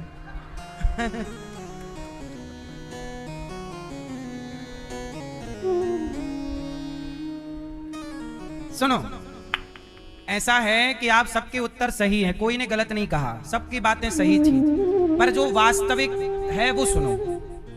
ऐसा है, बताओ कृष्ण कितने हैं? जोर से, जोर से, जोर से। यही गलती है आपकी, यही गलती है आपकी कि आपको लगता है कि कृष्ण एक हैं। यहीं से मिस्टेक होती है, तो फिर आपको कोई समझा नहीं सकता, लेकिन फिर भी भगवान ने हमें भेज दिया है कि जाओ समझाओ। सुनो, चलो आप कहते हो कृष्ण एक हैं, तो बताओ वृंदावन में श्री कृष्ण थे तो कृष्ण के हाथ कितने थे? जोर से, जोर से। अच्छा, और जब श्री कृष्ण द्वारिका गए तो हाथ कितने हैं? तो अब एक कृष्ण है कि दो? दो भुजी कृष्ण अलग हैं और चतुर्भुजी कृष्ण। वृंदावन के कन्हैया दो भुजी हैं। दो भुजी मतलब जिनके दो हाथ हैं, इसलिए श्री कृष्ण दो हाथ वाले हैं। लेकिन द्वारिकाधीश दो हाथ वाले, द्वारिकाधीश कितने हाथ वाले हैं? चतुर्भुजी। तो सुनो, वृंदावन के कन्हैया दो भुज हैं और द्वारिका के कृष्ण चतुर्भुज हैं। तो सुनो, भगवान के एक ही लीला पे दो रूप हैं, दो भुज और, तो दो अवतार हो गए कि नहीं? एक साथ प्रभु के दो अवतार चल रहे हैं, दो भुज और चतुर्भुज। समझ में आ रही है? तो जब प्रभु दो भुज होते हैं तब भगवान की परम शक्ति लक्ष्मी राधा रूप में प्रकट होकर दो भुज वाले कृष्ण को संभालती हैं, और जब भगवान चतुर्भुज रूप में जाते हैं तो भगवान की परम शक्ति लक्ष्मी रुक्मणी जी के रूप में चतुर्भुज कृष्ण को संभालती हैं। तो जो राधा, जो लक्ष्मी राधा हैं वही लक्ष्मी। अच्छा ये बताओ, आपके घर में आपकी माँ कौन है? लक्ष्मी है कि नहीं? माँ कौन होती है? माँ हमारी लक्ष्मी। अच्छा ये बताओ, आपकी पत्नी कौन है? वो भी लक्ष्मी। मेरे घर लक्ष्मी आई। और आपकी नन्ही सी बच्ची हुई, वो कौन है? मेरे घर लक्ष्मी। आपका एक घर, और एक घर में लक्ष्मी तीन रूपों में है। आपकी माँ लक्ष्मी रूपा, आपकी पत्नी लक्ष्मी स्वरूपा, आपकी पुत्री लक्ष्मी स्वरूपा। जब एक घर में तीन लक्ष्मी, मतलब आपके घर में एक लक्ष्मी तीन रूपों में हो सकती है, तो लक्ष्मी जी राधा रुक्मणी के रूप में क्यों नहीं हो सकती? तो राधा और रुक्मणी में कोई अंतर? जब आप राधा जी के 108 नाम पढ़ेंगे तो राधा जी के 108 नाम में एक नाम रुक्मणी है। समझो, राधा जी के 108 नाम में राधा जी का एक नाम, जोर से, जोर से, जोर से, हाँ। तो राधा और रुक्मणी ये दो दिखाई पड़ रही हैं। चलो अपनी आंख में हल्की सी उंगली लगाओ, तो आपको ना हम दो दिखाई पड़ेंगे। लगा, जोर से ना डाल देना, उंगली नहीं फूट जाए। हल्की सी उंगली डालो आंख में, तो मैं दो दिखाई पड़ूंगा। दिखा, अच्छे से देखो मैं कितना दिख रहा हूं आपको। ए मैया, तुम उंगली लगाई नहीं कह रही हो, दो झूठ बोल रही हो। लगाओ उंगली, हाँ, मजाक नहीं, प्रैक्टिकल। हम आपको हर चीज प्रैक्टिकल समझाते हैं, इसलिए हमारा सहयोग कीजिए। और अपनी आंख में एक उंगली लगा के जरा देखिए हम कितने दिखेंगे। चंद्रमा को देखेंगे तो देखो ये लाइट हमें दो दिख रही है। हल्की सी उंगली यहाँ पे, सही है गलत है? ज्यादा ना ठूस देना दादाजी, आप ना करो ट्राई चश्मा उतार के, नहीं जो है वही निपट जाए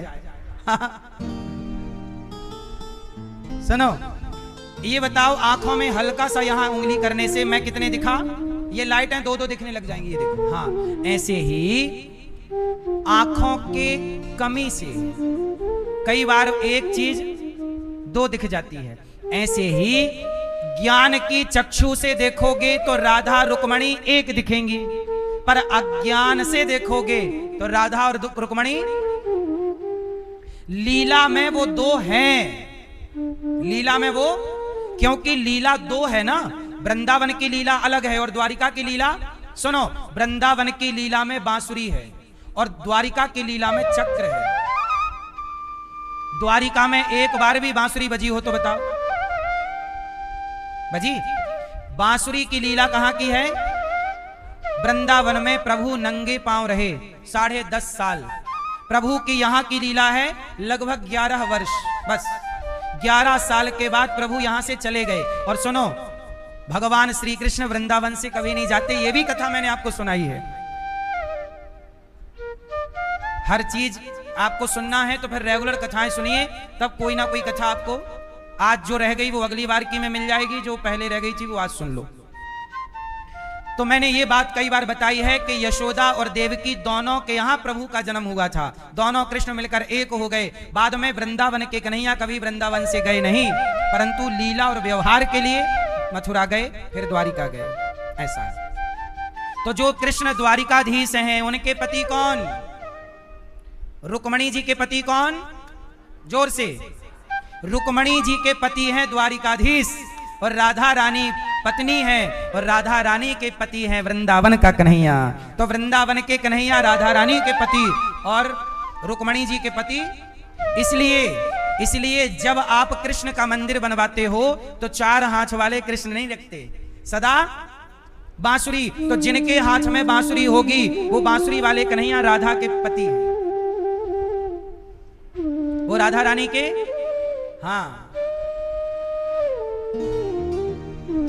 एक मंदिर ऐसा है जहां कृष्ण के संग रुक्मणी जी हैं, बताओ कौन सा?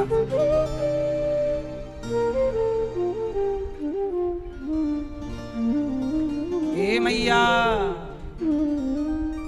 बताओ वो कौन सा मंदिर है जहां कृष्ण के संग राधा जी नहीं रुक्मणी जी हैं? बताओ कौन सा? वो मंदिर है महाराष्ट्र में, जिसे पंडरीनाथ भगवान, पंढरपुर विठलनाथ भगवान कहा जाता है। क्या कहा जाता है? विठल विठल विठला पांडुरंग विठला। हमारे श्री कृष्ण को विठलनाथ भी कहते हैं। अब उनके संग रुक्मणी क्यों हैं, इसकी भी एक कथा है। आपको टाइम है?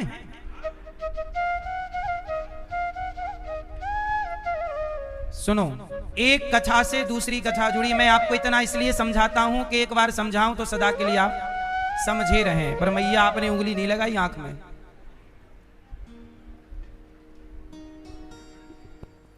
मैया तो मुंह बांध के सो गई। मैया क्या?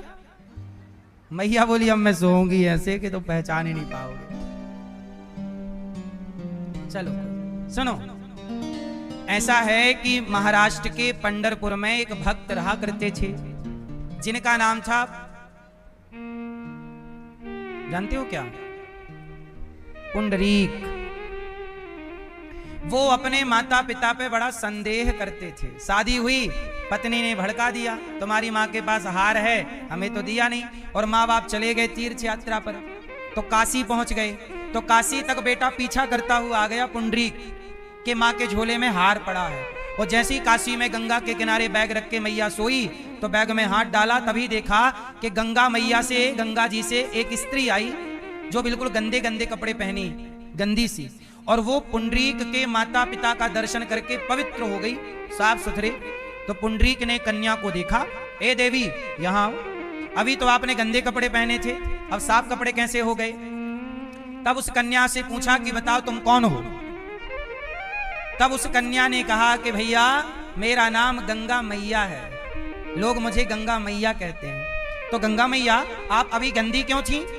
हाँ बेटा, तेरे जैसा पापी गंगा नहाता है ना, तो मैं गंदी हो जाती हूँ। तू अपने माँ बाप की सेवा तो करता नहीं, माँ बाप पे संदेह करता है कि हार चुरा लिया। जो बेटा अपने माँ बाप की सेवा नहीं करता, ऐसा बेटा गंगा नहा ले तो ऐसों के नहाने से गंगा जी अपवित्र हो जाती है। ऐसों के नहाने से गंगा। और गंगा मैया ने कहा कि ये जो तेरे माता पिता हैं, ये दोनों बहुत बड़े भक्त हैं, तो ऐसे भक्तों का जब मैं दर्शन करती हूं तो मैं भी पवित्र हो जाती हूं भक्तों के दर्शन से। अब तो भैया वो पुंडरीक गंगा मैया की बात सुन करके चरणों में गिर पड़ा अपने माता पिता के। कहा मेरे से बड़ा अपराध हो गया, मैंने अपनी मां पर संदेह किया, मैंने अपनी मां पर इस तरह से पत्नी के कहने पर आरोप लगाया, और वो बेचारा पश्चाताप किया और साथ सम्मान माता पिता को लाकर पंढरपुर में घर में रखा और खूब सेवा की। इतनी सेवा की कि एक दिन भगवान कृष्ण खा पी करके बोले, रुक्मणी जी आप जरा रुको, मैं आता हूं। कहां जा रहे हैं? वो एक भक्त है, जरा दर्शन दे आऊं। तो रुक्मणी जी बोली मैं भी चलूं? तो भगवान बोले चलो। तो भगवान कृष्ण के संग रुक्मणी जी भी आ गए और भगवान आए कहां? उन्हीं के घर, पुंडरीक के घर। और पुंडरीक के आंगन में आकर बोले, अच्छा पुंडरीक उस समय अपनी गोद में एक जंघा पर पिता का सिर और दूसरी जंघा पर माता का सिर, गोद में सिर दोनों का माँ बाप का रखा और बेटा अपने माँ बाप के माथे को दबा रहा दोनों के। और तभी माता पिता को नींद आ गई, खा पी के वो सिर दबा रहा था माँ बाप को खिला पिला करके। तो सिर दबाया तो माँ बाप को क्या हुआ? मौसम ठंडा था, अच्छी नींद आ गई। और जब नींद आई उसी समय भगवान पहुंच गए। कृष्ण काय के लिए गए?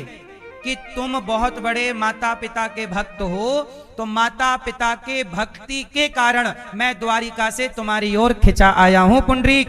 मैं कृष्ण हूं, मेरा ध्यान करते हैं ऋषि मुनि, तब भी मैं उनके ध्यान में नहीं आता, पर तुमने माँ बाप की सेवा की, इसलिए मैं चल करके तुम्हें दर्शन देने आया हूं। आओ मेरा दर्शन करो।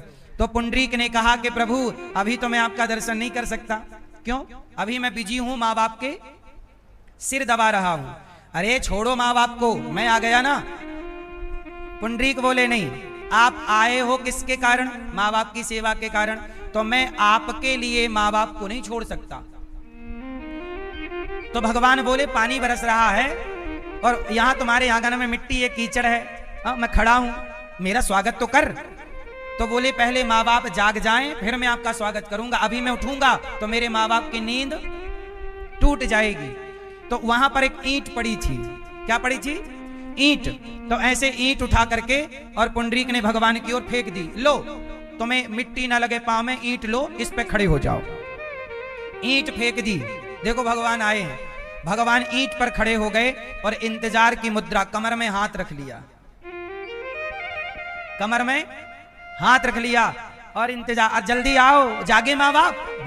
पुंडरीक बोला प्रभु थोड़ा हल्ला ना करो, आप शोर कर रहे हैं, आप जगा ही दोगे। भगवान बोले तो हम कब से खड़े हैं, पानी भी बरसने वाला है और जरा गिर गए हम गीले हो जाएंगे। अब रुक्मणी जी दूर खड़ी हैं और रुक्मणी जी दूर खड़ी देख रही हैं। वाह प्रभु, पहला भक्त देखा कि जिसका इंतजार आपको करना पड़ा। भक्त बोल रहा मैं बिजी हूं, थोड़ा वेट करो आप। पहला भक्त है ये। भगवान भी बोले रुक्मणी जी क्या करूं, मैं भी तो बंधा हुआ हूं ना। जो माँ बाप की सेवा करेगा मुझे उसके पास जाना ही पड़ेगा। जो माँ बाप की सेवा करेगा मुझे उसके पास। और आजकल की औलादें माँ बाप की सेवा नहीं कर रही हैं, इसलिए परेशान हैं बेचारे। अब भगवान ने थोड़ा आवाज लगाई, सुन जागे जागे। तो भगवान के कहने से भगवान उनके माँ बाप सच्ची जाग गए। और जब जागे तो कहा माँ जाओ, प्रभु आए हैं, आप दर्शन कर लो। बेटा भगवान आए हैं? हाँ तुम जाओ बेटा, तुमने बुलाया, तुम्हारी भक्ति के कारण आए हैं। पुंडरीक बोले नहीं प्रभु आप बताओ, मैं अपनी माँ को पिता को भेज रहा हूं, दर्शन दोगे ना? भगवान बोले नहीं, तुम्हारे लिए आया हूं, पहले तुम्हें दर्शन दूंगा। तो पुंडरीक बोले फिर जाओ, यदि हमारे माँ बाप को दर्शन नहीं दोगे तो हम आपका दर्शन नहीं करेंगे। पहले हमारे माँ बाप को दर्शन दीजिए, फिर हम तीसरा दर्शन हम करेंगे। पहले हमारी माँ, फिर हमारे पिता, फिर हम। मंजूर है? अच्छा ठीक है आओ। और जब पहले माँ बाप गए और भगवान के चरणों में लेट गए, प्रभु का दर्शन करते करते पुंडरीक के माता पिता भगवान में ही समा गए। पुंडरीक दौड़े दौड़े आए, प्रभु आपने मुझ जैसे पापी पर कृपा की और मुझे दर्शन देने आए। प्रभु आपको विलंब करना, आपको यहाँ खड़े होना पड़ा, मैं बड़ा अपराधी हूँ प्रभु, मुझे कोई दंड दीजिए। भगवान ने हृदय से लगा लिया, पुंडरीक तुम सदा मेरे हृदय में रहोगे, बेटा कोई वरदान मांग लो। कहा कि प्रभु आज तक आपके भक्तों ने कभी आपको इस इंतजार की मुद्रा में नहीं देखा, इसलिए मैं चाहता हूं कि इस आने वाले इस कलयुग में ये भक्त सदा आपका दर्शन करते रहें और दर्शन करके माँ बाप की सेवा की शिक्षा आपसे पाते रहें। तो आप मेरे भक्तों को, आने वाले अपने भक्तों को आप दर्शन दीजिए, यही चाहता हूं। तो भगवान बोले ठीक है, आज से मैं यहीं रहूंगा तुम्हारे पास। उसी जगह पर पुंडरीक ने प्रभु का मंदिर बनवाया, रुक्मणी जी भी वहां थी, श्री कृष्ण भी, और आज भी भगवान पुंडरीक के कहने पर उसी मुद्रा में आज भी हजारों साल से खड़े हैं। जिन्हें आप विट्ठलनाथ भगवान कहते हैं। तो वहां पर भगवान कृष्ण के संग कौन है? क्यों?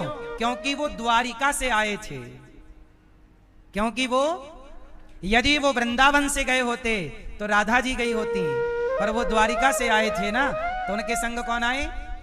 हाँ, तो वृंदावन के कन्हैया के संग राधा जी रहती हैं और द्वारिका के कृष्ण के संग रुक्मणी जी रहती हैं, और ये दोनों तत्व एक हैं। लीला के लिए अलग अलग हैं, लीला के लिए अलग हैं, पर वास्तविक में दोनों राधा रुक्मणी एक हैं, और वृंदावन के द्वारिका के कृष्ण लीला के लिए तो दो हैं, दो भुजी चतुर्भुजी, पर वास्तविक में दोनों। जैसे प्रभु के अनेक अवतार हुए, तो एक ही अवतार में प्रभु का डबल रोल था। क्या था? डबल रोल की पिक्चरें देखते हो कि नहीं? हीरो के डबल रोल, ऐसे हमारे प्रभु के भी डबल रोल ऐसे। अब इतनी गहरी बातें हैं, अब इन्हें आप समझते नहीं, तो सवाल खड़े करते हैं कि पत्नी तो रुक्मणी है, तो राधा जी प्रेमिका है। ए भैया, कौन है राधा जी? सुनो, सब चुप रहोगे, भैया बताएंगे। राधा जी कौन है कृष्ण की? भैया को बताओ ना, नकल करवाओ, पति को सेल्फ डिपेंड बनाओ। भैया बताओ, राधा जी कौन है कृष्ण की? ये पीले भैया कौन है? पत्नी। अभी कह रहे थे प्रेमिका है।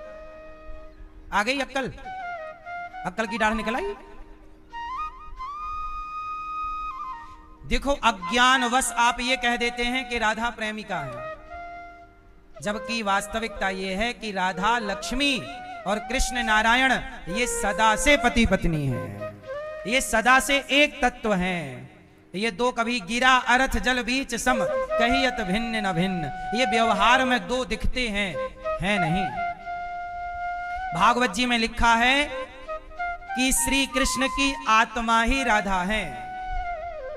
भगवान श्री कृष्ण की आत्मा कौन है?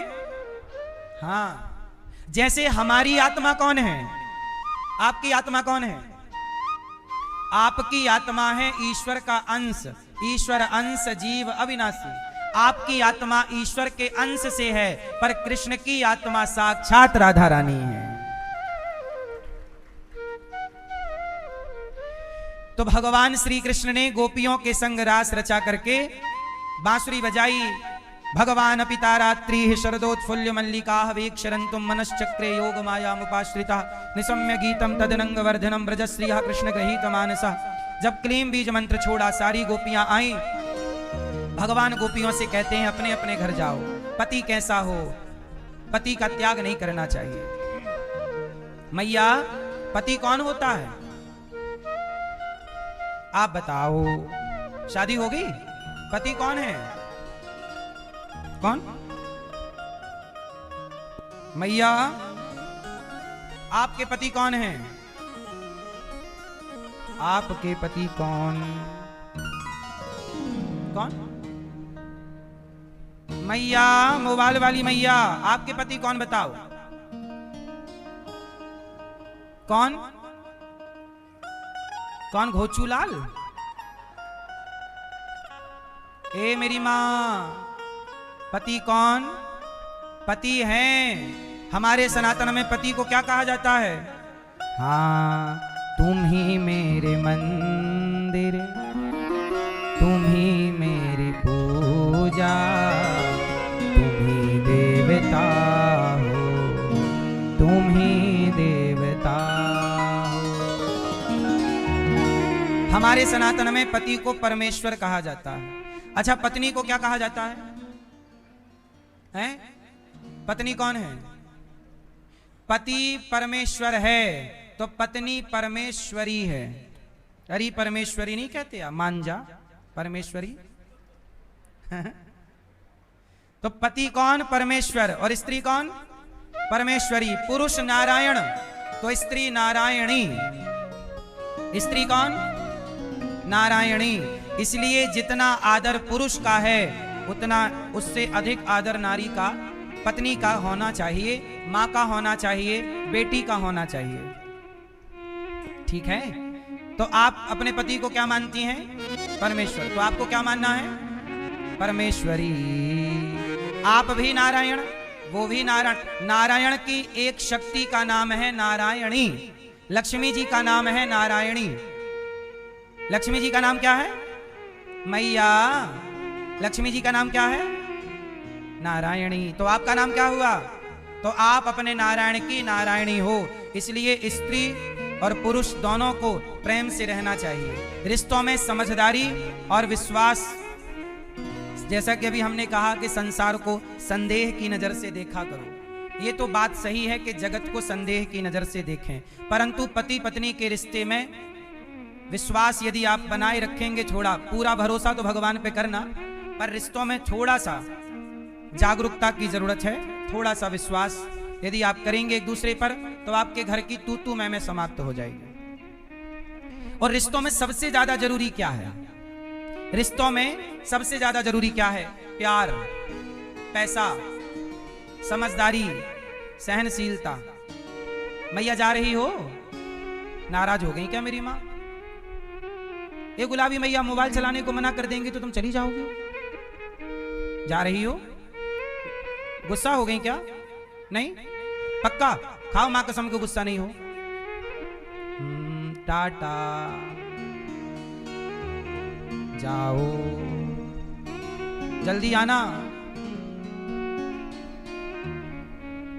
तो जाते जाते ये तो बता जा कि पति को तुम मानती हो क्या?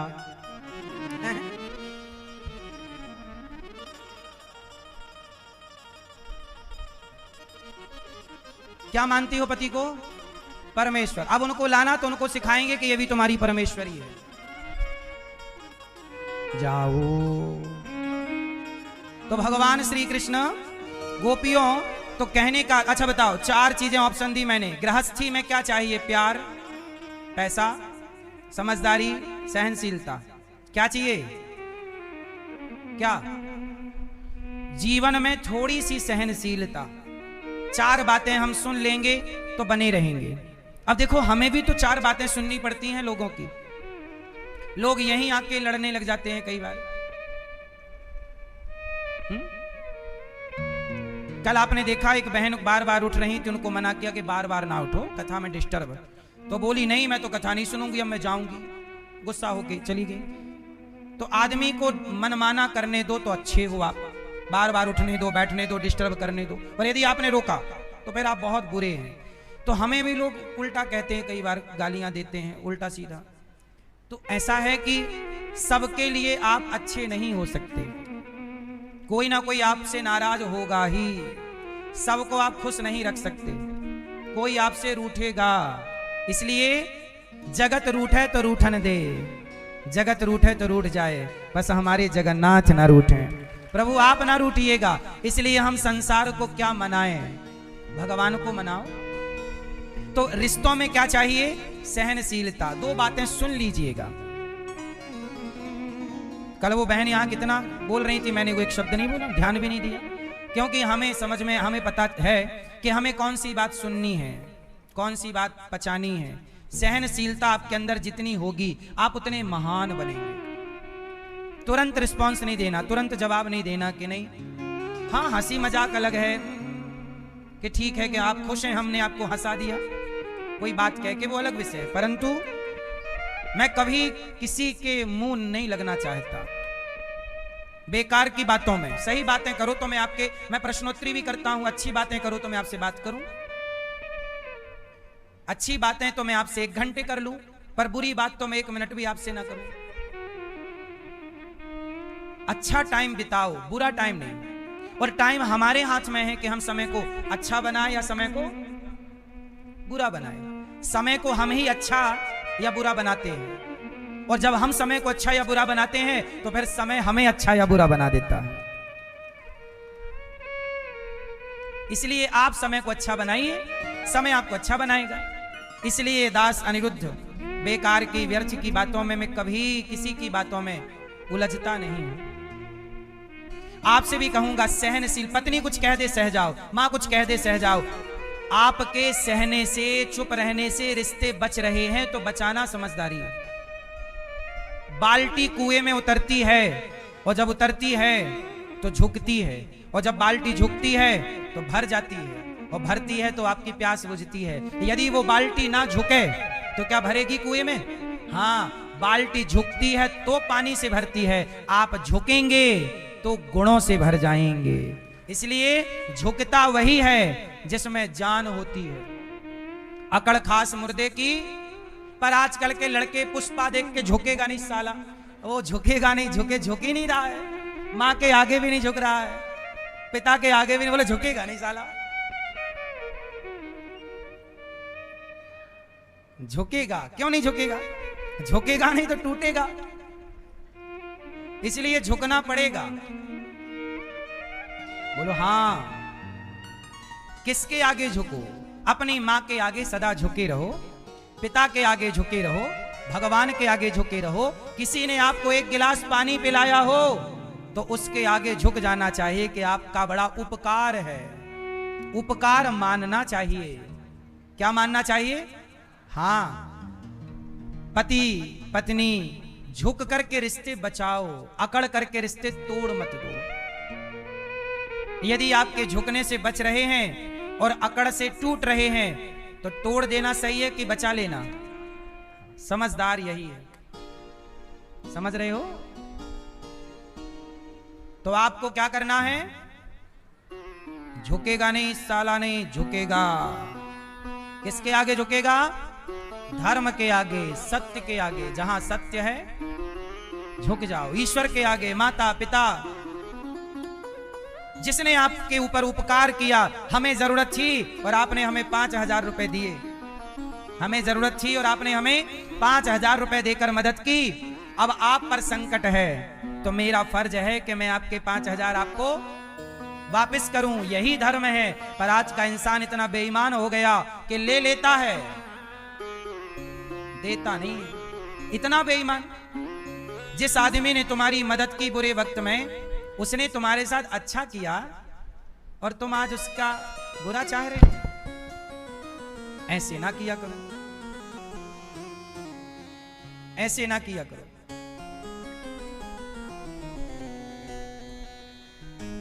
भगवान ने, इसलिए ये दास अनिरुद्ध कहता है, बुरा मत करना साहब, मुझे बुरा करने से डर लगता है। मुझे पता है कि कोई हमें देख रहा है। आपको क्या लगता है? आपको कोई देख नहीं रहा, लाख आंख से देख रहा है। तुझे देखने वाला सच की खेती कर ले चतुर नर, समय गुजरता जाता मेरे मालिक की दुकान में सब लोगों का खाता। मुझे तो बड़ा डर लगता है। किससे?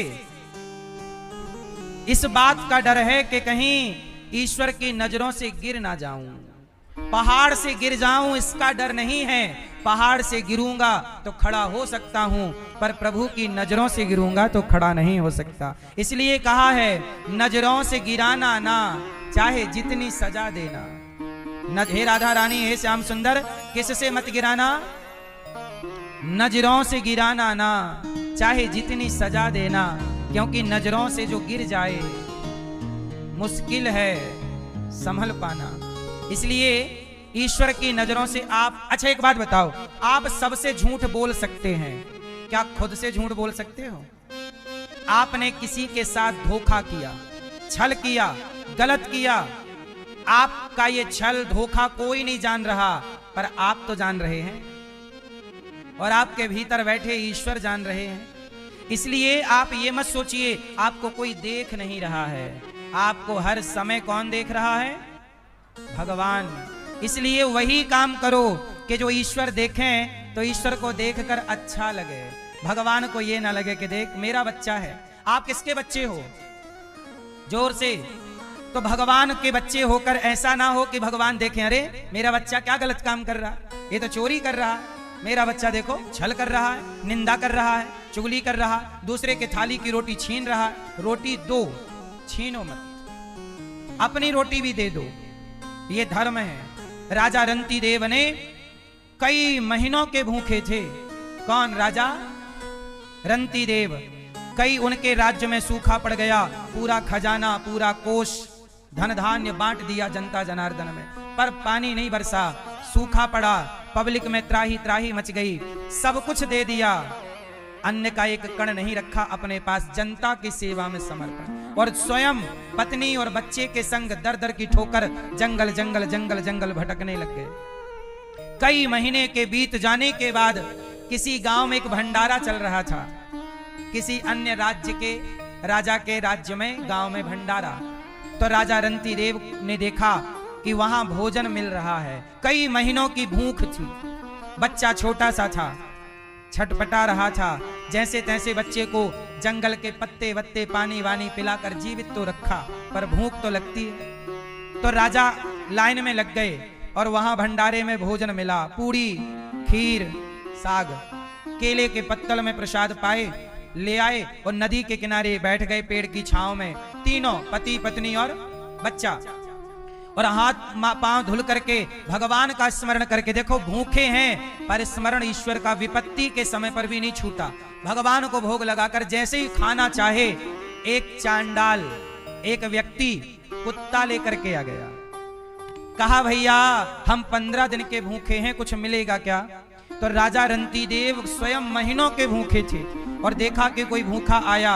राजा रंतीदेव ने अपनी थाली उस भूखे की ओर खिसकाई। तब पत्नी ने कहा स्वामी आप मत दो अपनी थाली, मैं अपनी थाली देती हूं। पत्नी ने अपनी थाली देना चाहा तो छोटे से बच्चे ने कहा मां, पिता आप दोनों मत दो, मैं अपने हिस्से का भोजन भैया को देता हूं, इनको देता हूं। और वह व्यक्ति बोला कि ऐसा करो मैं तीनों का खा लूंगा। तो तीनों का ले लिया और तीनों का खा गया। और खाने के बाद कुछ बचा, बच्चे वाला हिस्सा बच गया। तो बोला कि अब रंतीदेव जी को लगा कि चलो बच्चा तो खाएगा, कि तभी बोला भैया हम तो पेट भर खा गए पर हमारा कुत्ता भूखा है। हमारा कौन भूखा है? कुत्ता। तब छोटे से बच्चे ने अपना हिस्सा उस कुत्ते को दे दिया। सनातन में कुत्ते का भी पेट भरने की परंपरा है। कुत्ते के लिए भी अपनी रोटी देनी पड़े तो देना चाहिए, ये सनातन सिखाता है। रंतीदेव जी के पुत्र ने रोटी कुत्ते को दी और जब कुत्ते का पेट भरा तब गजब तो तब हुआ जब रंतीदेव ने नदी में जाकर पानी पिया और ईश्वर की ओर कहा धन्यवाद, हे ईश्वर, हे प्रभु, बोलो हे प्रभु आपका धन्यवाद। तो वो चांडाल, वो व्यक्ति जिसने भोजन किया, उसने राजा के पास आकर कहा कि ये बताओ आपको तो भोजन मिला नहीं, तीनों के तीनों आप भूखे हैं, तो आपने ईश्वर को धन्यवाद क्यों दिया? उन्होंने तो आपको रोटी भी नहीं दी। तब राजा रंतीदेव ने कहा ना, हमने ईश्वर का धन्यवाद इसलिए दिया कि प्रभु आज आपने भोजन नहीं दिया तो क्या हुआ, नदी का हमने पेट भर पानी तो पिया है, कम से कम ईश्वर ने पेट भर पानी तो दिया है। तो जो नहीं दिया हम उसकी शिकायत नहीं करते, जो दिया है उसका धन्यवाद करते। और जब ये बात कही तो वो चांडाल चांडाल नहीं था, भगवान परीक्षा लेने के लिए आए थे। भगवान प्रकट हो। वाह राजन वाह, तुमने अन्नदान करके अपने नाम को अमर कर लिया। और सोचिए ये घटना युगों पुरानी है और युगों के बाद भी आज भी राजा रंतीदेव के नाम को लोग आदर से लेते हैं, क्योंकि उन्होंने अपना भोजन भी दान किया। अन्न दान करने की ये महिमा है। इसलिए कहता हूं आपसे कि गौरी गोपाल आश्रम में हमारी जो बेसहारा वृद्ध माएं रहती हैं,